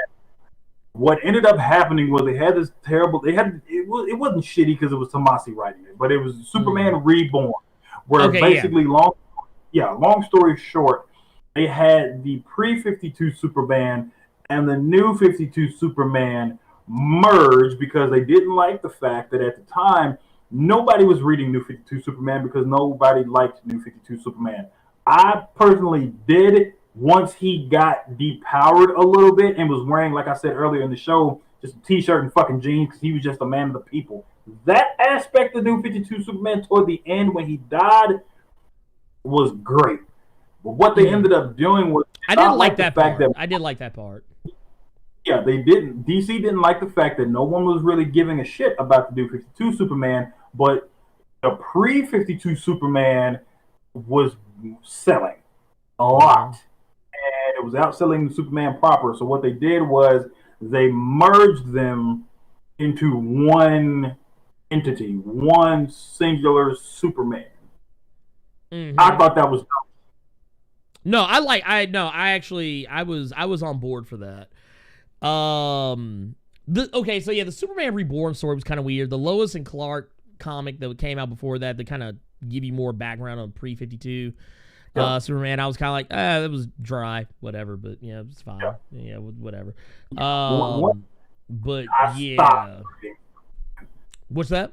And when that happened, I just kind of stopped reading Superman. Then I heard Bendis was writing it, and the first thing I said when I found out Bendis was going to be writing Superman was, out of every book at DC, you do that one? Apparently, that was part of his deal. Yeah, that was a part of his God, I'm blanking on words. Apparently, it was a part of his the deal that they made for him to come over, more or less, was for him to take over. Like that was the book he wanted, apparently, or some bullshit. I don't rightfully remember, but it's just like we were just talking earlier about infamous Iron Man. Like we've seen what Bendis can do, and it depends on if Bendis is in a good mood or not. See if you get a good story out of it. But just I didn't care at that point. I had the Superman stories that I like to read. I like the Tomasi. I like the Tomasi run. I just didn't care for I like everything the after. Earth One, you know. Yeah. I like the Earth One Superman. I like the Action Comics when it was just Lex Luthor and Superman, where he tried to take up the mantle and all that kind of shit. I like that aspect of it, but I'm kind of like you in the sense of like it really depends on who's writing it and what the story is. I was more interested in Super Sons, if I'm being brutally honest. I was more interested in Super Sons. Conway Bergdog with a $4.99 super chat says, almost forgot, bro, just because I don't want your ass to stop the content. Love you, bros. Man, thank you, Conway. Thank you. Just awesome. Y'all are just awesome. Y'all are great. Fantastic. Scrum diddly umptious people. Just want to go ahead and say that right now. Thank you for that super chat. And then we also got from friend of the channel, Comic Book University, with $5 Canadian. Because you're awesome. All the love. Thank you, Professor Bill. Y'all, and matter of fact, y'all have time. You don't have time. And I want to say that Professor Bill does a Saturday stream, I believe, as well. A little later in the afternoon. But if y'all get a chance, go check out Professor Bill. He does really awesome comic book videos. And I will actually say this on record. Very knowledgeable and has clued me in on some shit I never even thought about before. Is a well of knowledge about comics that is just really awesome, and I highly recommend that you go check out Professor Bill. Just good stuff, just all over good stuff. That said, what else we got in here? What else did we got in here? Let's see. Let's see.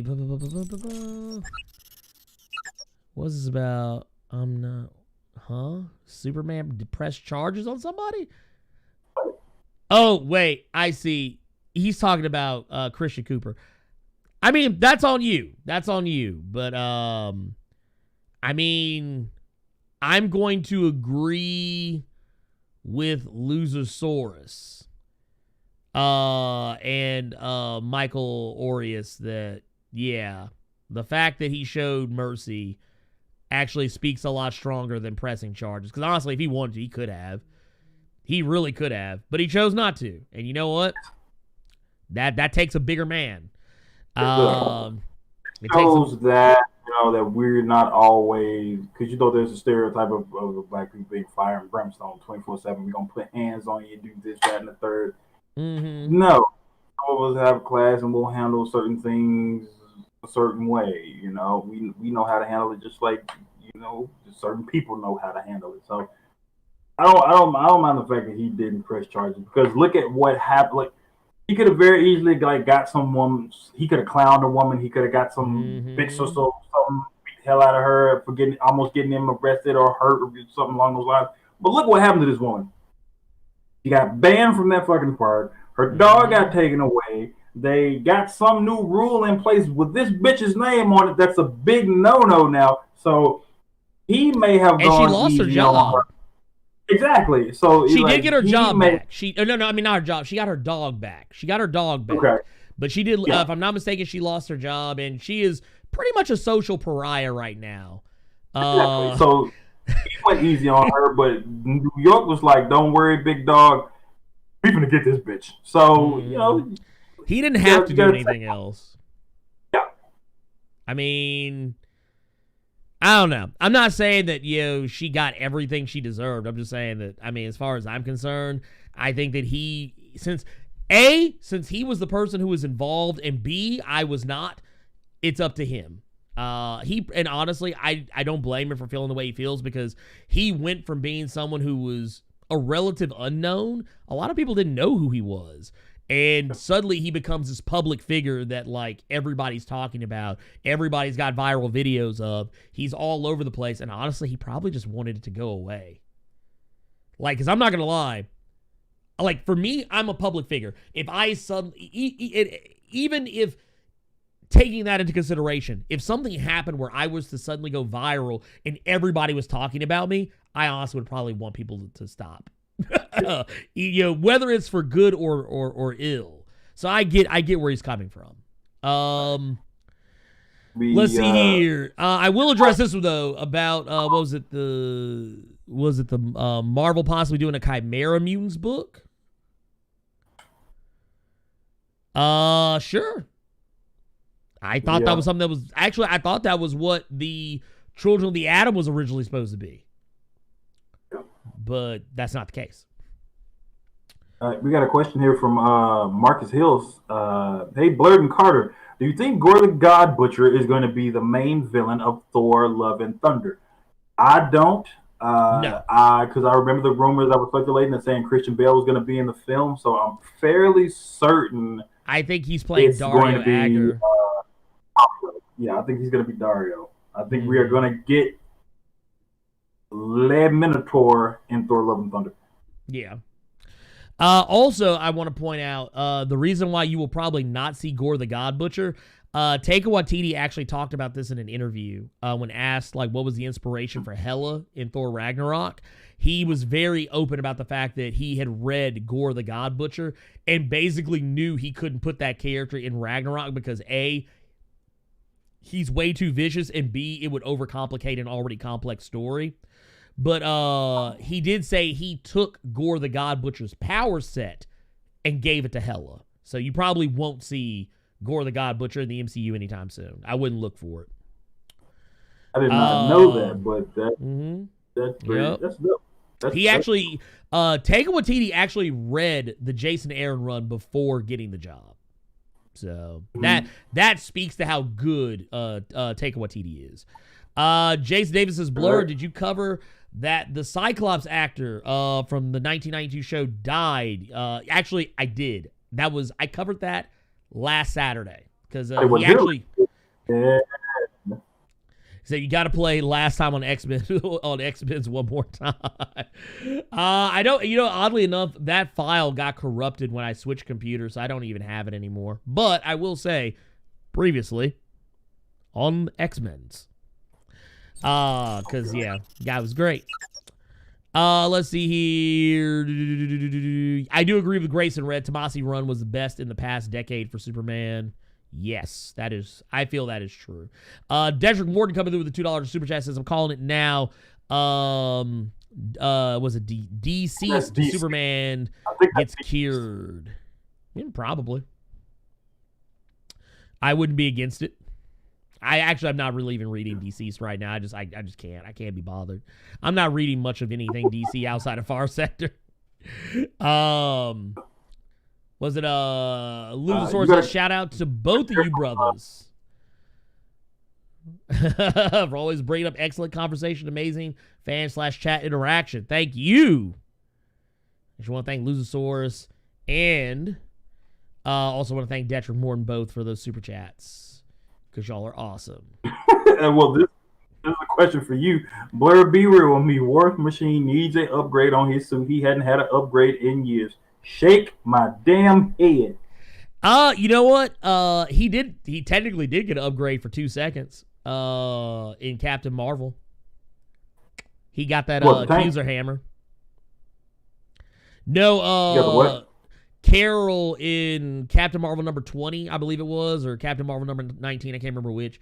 She had Doctor Strange split the accuser hammer so that more than one person could have it. And she gave one of those hammers to Rhodey. So isn't Rhodey piping her out right now? Isn't he breaking her off? Yeah, he had. Oh no, they still together. Matter of fact, she made sure everybody saw that shit. Cause she put lips on him in front of Queen and Country in the last issue. But she be making sure motherfuckers know. She'd be like, matter of fact, if you ever had any curiosity as to whether or not they were piping it up, where them cheeks were getting clapped, like Rhodey clapping them cosmic cheeks. There was an issue back, I think it was like during this, it was back when she was fucking around with Star. I think it was somebody came by her. No, I remember what it was. She was talking to Abigail Brand. She was having a conversation with Abigail Brand, and Rhodey came out of the bedroom. So it was like, oh no, we clapping.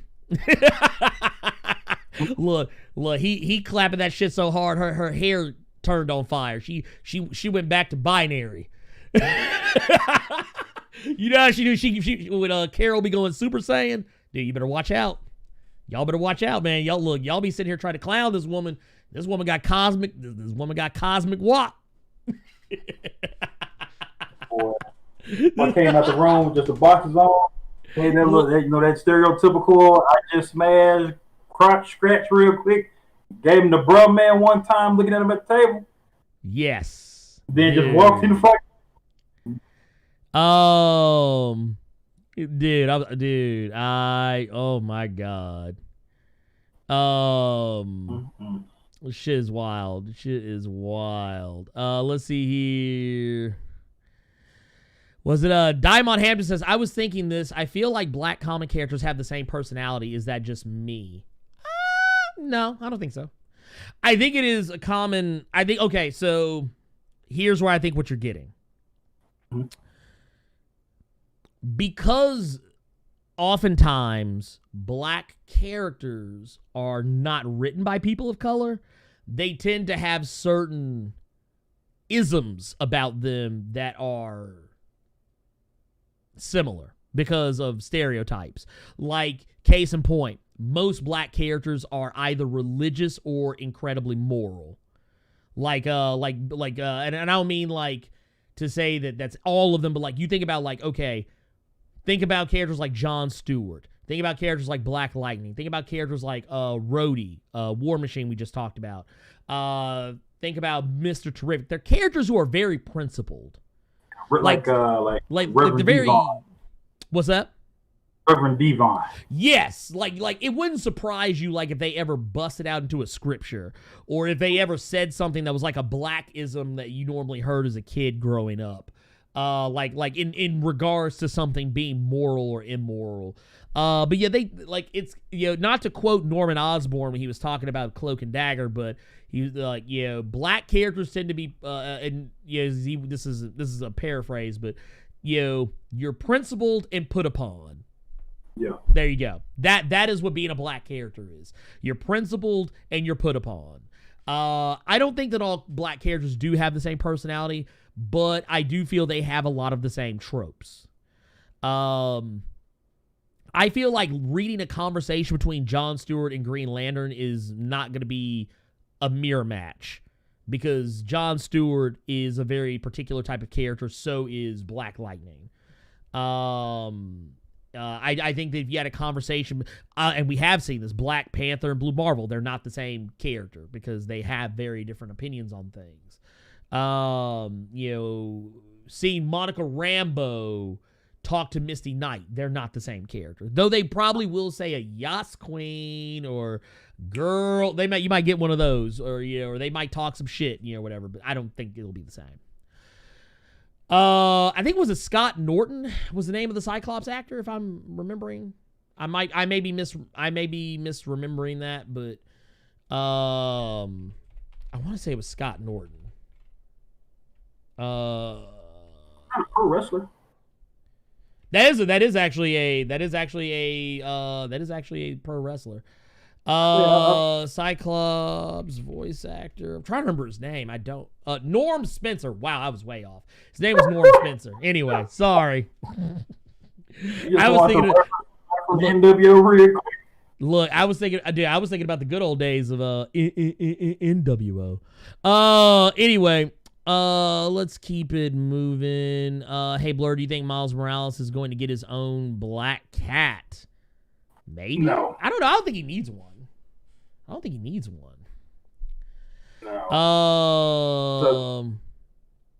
I don't think he needs that.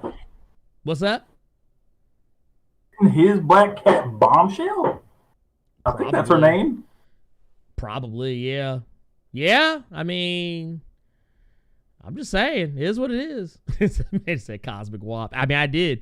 Hey, look, y'all might not be out here checking for Carol, but Carol can get it. Y'all be look, I'm just saying. I'm just saying. Y'all might not be out here checking for Carol, but look. Apparently, Rhodey is. Look, Rhodey know what side his bread is buttered on, because soon as that motherfucker came back to life, Rhodey came back to life, this motherfucker was like, I need them cheeks back, Carol. He said I need to see you in my bed sideways, cheeks up in the air. That's what I need. And that's what he got, goddammit. But you didn't. Yes, I did. You didn't. Yes, I did. Yes, I did. Yes, I did. Yes. Damn. I did. Yep. But yeah, Michael, yeah, he was a pro wrestler, and like every other wrestler in WCW, he did eventually join the NWO. Look, I'm just saying. Look, I'm gonna tell you right now. Look, maybe it's because I grew up in a household where strong women were celebrated and a thing to admire. But I mean, I'm sorry, but if Carol told me to get my ass in the bedroom right now so I can wear them cheeks out, do you know how fast I would immediately develop superpowers? Like, yeah, we were making fun of Dick Jones. He got shot out that plate glass window, and his latent mutant abilities just activated. He became Mr. Fantastic. That's what would happen to me. I would literally, at that moment, like, I would just be like, and all of a sudden, I would have superpowers, because I'd be like, oh no, I need superpowers to get in this. So it seems to me that the only human that can take the power cosmic has BBC, is what you're saying. That's the only thing that can That's what it is. The power Dude. cosmic. BBC. Wait. Wow. No, you are correct, sir. Wow. Wait, hold on. Wait a minute. Hold on now, because we need to address this. We need to address this the way it is supposed to be addressed. You are correct. So yes, Blerd After Dark. And yes, it is. Said, did Rhodey wear his armor? The only thing he wore was the helmet. That's all he wore. BBC. Look. Power cosmic, apparently. Look, Rhodey was like, oh, no. He said, I learned this from Tony. Hold on. He's like, I got this shit. He said, remember back in 84 when I had the suit? Yeah, that's how I'm in here. That's how I'm in here. Dude, dude, y'all gotta love Rhodey, man. Because look, Rhodey, let me tell you something. You gotta respect a dude. You gotta respect a dude who has no superpowers whatsoever, literally just came back from the dead, and the first thing he says he's gonna do is, I need to get me some of Captain Marvel. The boy said he got the Magnum from Wakanda. He got vibranium Trojans. Jesus Christ. Look, wait a minute. I can see the phone call right now. Check this out. Yeah. What's up, T'Challa? Yeah. T-Money. What's good, pimpin'? You got any more of them vibranium rubbers? Yeah. Can you send those over? Oh, by the way, man, y'all got you that heart-shaped purple drink. Yeah, man, send some of them too, man. Carol trying to get lit. That Trojan just going purple because of all the cosmic force that's hitting it, and then he just slams on it. Pow! Look, and get all the cosmic hits real quick because she rides, and then he just turns on. Just a Dragon Ball Z crater from one stroke. And then look, and then wait, and then that motherfucker walk out. Then that motherfucker walking. Look, he shoots Carol across the room, like not even across the room. Shoots her out the bedroom 8 blocks away, and then he comes walking up with the helmet on and the vibranium condom, and he walks up like Chadwick, like, I'm still here, and I am not dead. He's like, let's go. Dude, first off, can we get that comic? Can someone make this comic a thing? Can someone make this comic a thing? Because I kind of need this. You know what? Fuck it. I'm going to write it. I'm going to write this shit. This is going to be my day. This is going to be my first work. I'm going to submit this to Marvel.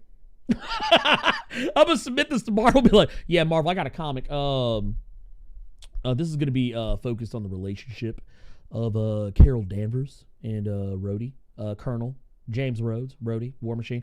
Yes, it's gonna be it's gonna be very family oriented. I want to showcase two strong characters, coming together in these difficult times, and really showing the world how we can be as one. And they're saying, "Can we see some pages?" And I'm like, "Oh, well, of course." They're gonna look at the pages and be like, "Why is Rhodey butt booty naked up in here?" And why is Carol saying, yeah, get that, where's, no, not that one, get the other one, the one that T'Challa sent you. Could you imagine, like, Carol probably telling him, like, to just be careful because she has the power of cosmic, and now she's 3 buildings over, and you can just faintly hear Rhodey scream, I never yielded! You know how crazy that would be? Yes! Oh, God. Yeah, no, we're gonna make that comic real. We're gonna make that comic real. It's gonna happen. It's gonna be a Blerd Without Fear Productions. Blerd Without Fear Productions. We're going for it. I'm gonna contact Marvel for the copyright. And yeah, it's gonna be great. I can't wait. Anyway.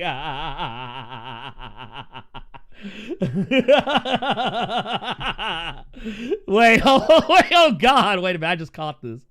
Oh, it was Xylism said, I can see Carol going down, saying to Rhodey, I'm about to suck you harder than Rogue sucked my powers out. I'm going to hell and ain't shit for that. Hey, sometimes you just got to say it. Sometimes it just has to be said. It is. I mean, it is what it is. I'm not hating. Wait, and I love this part. This one I actually can't because for whatever reason the other one didn't show up. So was it everyone complained about Carol's haircut and her goods hidden while Rhodey over here sounding off on her cheeks. I'm dead. Oh man, here Jason Davidson coming through with a $5 super chat. Says, thanks for the discussion. Content bros definitely needed when kept inside for forest fire, smoke, and COVID. Much love for the Cloak and Dagger video too, man. Much thank you. By the way, first and foremost, thank you for the super chat. And more importantly, please stay safe. I've been telling a lot of my friends this, people I know personally and folks I've spoken to who are living in the area. Please stay safe. Be careful. This shit is serious. By the way, if you are in that area and if you're affected by this anyway, please keep a get the fuck out a GTFO bag on hand just in case some shit goes down. If you don't know what I mean by that, I mean a GTFO bag is basically like if you gotta evacuate, you gotta get the fuck out of Dodge immediately. Have a bag that has some stuff in it that you some stuff to help you take care of yourself. Whether you stuff that's personal to you, whatever things that that are important to you. Just keep a bag like that handy so that way if you gotta go, you can go. Yeah. So yeah. But that said, let's see. Oh man. Okay. Woo. The question is, did he rep Wakanda while clapping those cheeks up? You know he put up the Wakanda forever. You know he was just like, See, we're terrible. We're terrible, man. We're terrible. Wait, Luzosaurus said, wait, Carol telling him, I don't cook, I clean. R. Kelly, you ain't shit. You ain't, I don't cook, I don't clean. Damn. Oh, let's see. Wait, Luzosaurus was Carol the aggressive type. I feel like she would rip Rhodes out his suit to get some. She probably would. Same way she did Tony. Wow. Dude, she ripped Tony right up out that motherfucker. Carol and Rhodey both flew away. Does that count as a walk of shame? A walk of shame? Yeah, that counts. That counts. Yeah, have a bug. Yeah, and Comic Book University said the same thing. Thank you. Yes, everyone should have a bug out bag for each member of the household. Yes, please, please, please, please, please. Yeah, add beef jerky to that bag. Yes, yes. Extra clothes, necessities, maybe an extra sack of cash in the bag. Yes, yes, yes. That is what you need. These are the things you will need. Also, Gilla V with the $5 super chat says, damn, y'all really did that. Much appreciated on it all. Thank you. Like I said, we go there. We go there. We don't give a damn. Let's say, let's see, but on a serious note, Carol needs to hook Rhodes up with Kree Tech for a suit. You know, you might get that. Actually, I was actually kind of wondering what they were going to do with, I was actually kind of wondering what they were going to do with that, but I don't know. We'll see. Rhodey kind of pops in and out of her book, so yeah. Just depends on what's going on. What's that? Pops in. Pops in and out of her. I could see that boy. Each stroke, he's asking for a new suit, some tacos, to apologize about Civil War II, and just man. Look, cause you like, I'm not gonna lie, for real. If I ever was if I was dating someone like Captain Marvel, if I was married to someone like Captain Marvel, man, you better not ever cheat. You better not ever fuck up. You better not ever do nothing wrong. I'd be so scared to come home. I would be so scared to come home and be like, look, walk in the house, be like, with some flowers, be like, oh, what are these flowers for? Be like, oh, don't worry about that. That's I just want to give you something. You gotta be yes, ma'am after every answer. Dude, man. what? Boy. And look, was it what Carol was? She was was Air Force, right? Mm-hmm. I believe she was Air Force. Yeah. So yeah, hers is if I'm not, is it Huya? I don't remember. They actually made a joke about that in the last issue of this last issue of Captain Marvel. They actually there was a gag about they had a little gag about what branch of the military they both came from. I don't have it on hand currently, but it was absolutely fucking hilarious. And made me actually no lies. I do have it on deck. Yeah, because he said "oorah" and basically she said "hooyah." Because she got mad because he corrupted her sidekick and best friend. Because he had Hazmat and Spider Woman saying "oorah." But no, yeah. I stand the new Carol Corps. I like them. I like them a lot. But yeah, that said, let's look at these Discord questions right quick. Let's see. Oh, we got another one? Oh, Lord. Here, let's go ahead and hit that real quick. Moses Tube 1 says, them flowers better be from Krakoa. God damn. Thank you for that $5 super chat. Thank you for that $5 super chat, Moses Tube. I appreciate it. Yeah, no. Look, he better put in a favor. Rhodey got to know somebody on the island, right? He got to know somebody, right? He better. Thank you for that. We got one from Yasuke26 says, sup y'all, hope everything is well. If you could pitch a new original character idea for the Milestone Media reboot, what would it be? You know, I would actually say, man, they actually had a lot of really good original characters, so it'd be kind of difficult to do. But I will say the world could do with some more, like Milestone has a very steep track record, very deep track record with representation for black and brown. I wouldn't mind seeing a little more Asian representation. So maybe And I'm not saying, it has to be like Shang-Chi or some shit like that. But what I'm saying is, like, I wouldn't mind seeing an Asian character of Asian descent, maybe in or along something in the same lines of, what was that one character that DC had that I really liked that they kind of fucked off? No, not that one. The character themselves isn't Asian that I'm talking about. Like maybe do something like I feel like if you could, I feel like they could do this.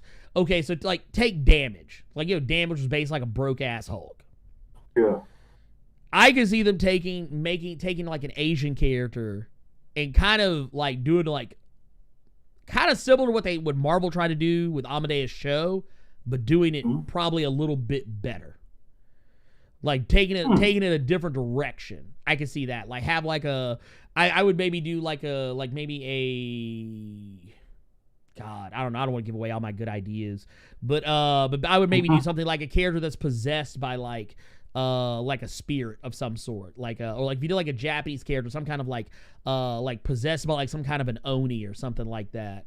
That instead like it's that they basically turn into this like monstrous oni or whatever. That'd be kind of cool. It'd be almost like a kind of a Dr. Jekyll, Mr. Hyde type deal. But so yeah, there's that one. A Blerd named Slickback says, I'm sure if you feel comfortable talking about this yet, but how do you feel Coogler and Marvel Studios should deal with the Black Panther situation in a way that's respectful yet retains the integrity of the franchise? Honestly, the way I would do it is you kind of have to let T'Challa ride off into the sunset.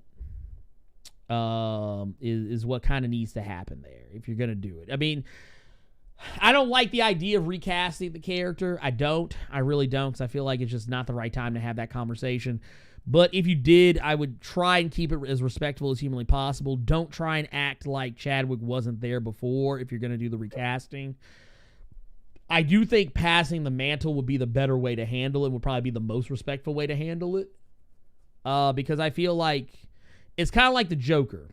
It's like, you probably shouldn't get anybody to play the Joker anytime soon because, the shadow of Heath Ledger was always going to loom over anyone who came next. And even though it was a while before we saw another Joker on screen, what was the first thing people said when they saw Jared Leto as Joker? They immediately started making comparisons between that one and the Heath Ledger version. So it's one of those things that, like, it's going to happen inevitably, but just try to make sure if you do a recasting, pick someone who is legitimately good and is, don't pull a Terrence Howard, Don Cheadle situation where y'all just act like that shit was the way it always was.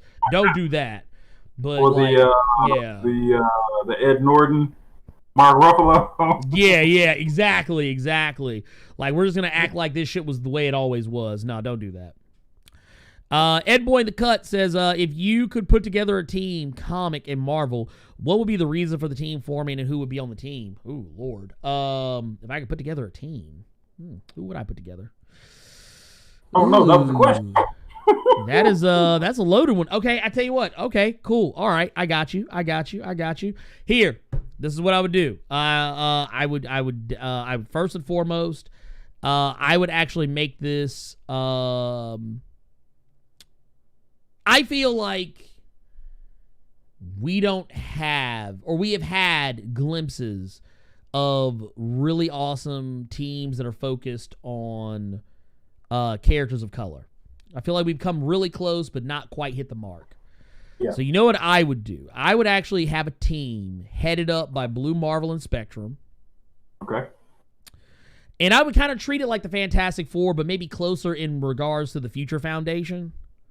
Where like they're not necessarily like they lead the team, but they have like they basically like these are the people who answer to them. And I would make that team diverse. Like I would actually bring in characters like, I don't know, Amadeus Cho, bring in characters like God, why am I blanking on the name? America Chavez. I would bring in characters. What's another one I'm blanking on right now? Don't know why. But yeah, like I would want it to be like I would want them to kind of be like I guess what I'm trying to say is have them ushering in the next generation, like having them be like, hey, we're gonna put together a team that's like some of the the up and comers, like the next big characters, and throw them in and kind of I would even have them bring on someone like Riri Williams, or I would love to see Riri Williams and Blue Marvel's conversations. Hell, I would love to see Spectrum and Riri Williams conversations. They would have to be amazing. I would also like to see someone like Kamala Khan on that team. That's how I would treat it. You remember how Generation X used to be in the very beginning, where they had Emma Frost and maybe who else was there that was kind of overseeing things? I don't remember. Not important. Anyway, that's kind of how I would treat it. I would kind of have them being the overseers, kind of the headmasters, whatever, and then having them train up these younger heroes and getting them ready for the big leagues, so to speak. Yeah, that was a question. That's where I'd go with that one. Luzosaurus says, off the discussion of the Netflix side of the MCU, if you could grab one character from each show, hero or villain, to be put in the MCU, who would it be? Each show: Daredevil, Iron Fist, Luke Cage, Punisher, Jessica Jones, for both Ernie and Carter. Ooh. So let's start with Daredevil. Who would you pull? Daredevil. Obviously, yeah, Daredevil. Duh. Yeah. It would be Foggy, for God's sakes. God, no. Yeah. What about... Stay a Basham brother and stay where he at. What about... For Iron Fist, I would actually take Colleen Wing. Is who I would take. Okay. For Iron Fist, I would take the sound guy. Wait, which one? The sound guy. You said a hero or a villain. I'd call shit. If that's the case, then I'd put myself in the MCU because I'm a hero because I didn't watch that goddamn show. The villain would be the showrunner who put it out there. That was a good product. Actually, you know what? I take that back. I retract my statement. Not Colleen Wing. I would actually use Typhoid Mary. I would do Typhoid Mary. That's how I would take. Okay. What about Luke Cage? Oh fuck! I don't want to say my hurt. I don't want to say Cottonmouth since he's Blade. So let's say, honestly, I want to say Luke, but I did not like Luke Cage the second season. Mm-hmm. I didn't like him.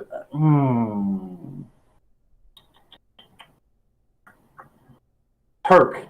Well, you said fuck. See, fucking Luzosaurus. You said a hero or a villain.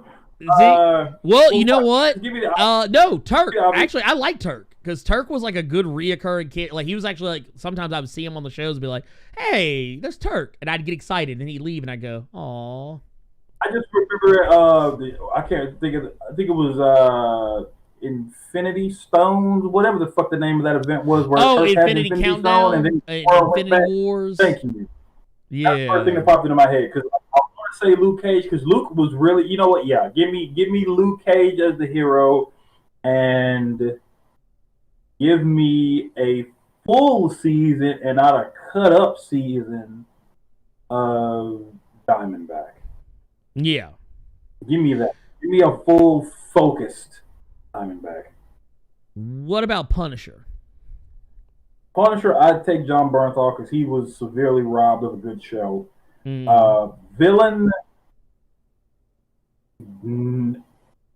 honestly, Luzosaurus, I'm sorry, none. Well, the thing is, he said it could be a hero or a villain. So okay, cool. Yeah. I thought it was hero and. Okay, just hero or I would say Punisher as John Bernthal, as well. Jessica Jones. That's an easy one, and it's gonna be really obvious. Purple Man. That's it. Yeah, Purple Man. He's the best thing in that show. Yep. David Tennant was acting his ass off of that show. I fucking loved it. So yeah, that's it. That's all the questions. That is all the questions. We have gotten through everything. That Turk crossed over the shows more than Night Nurse did. He really did. He really did. He really did.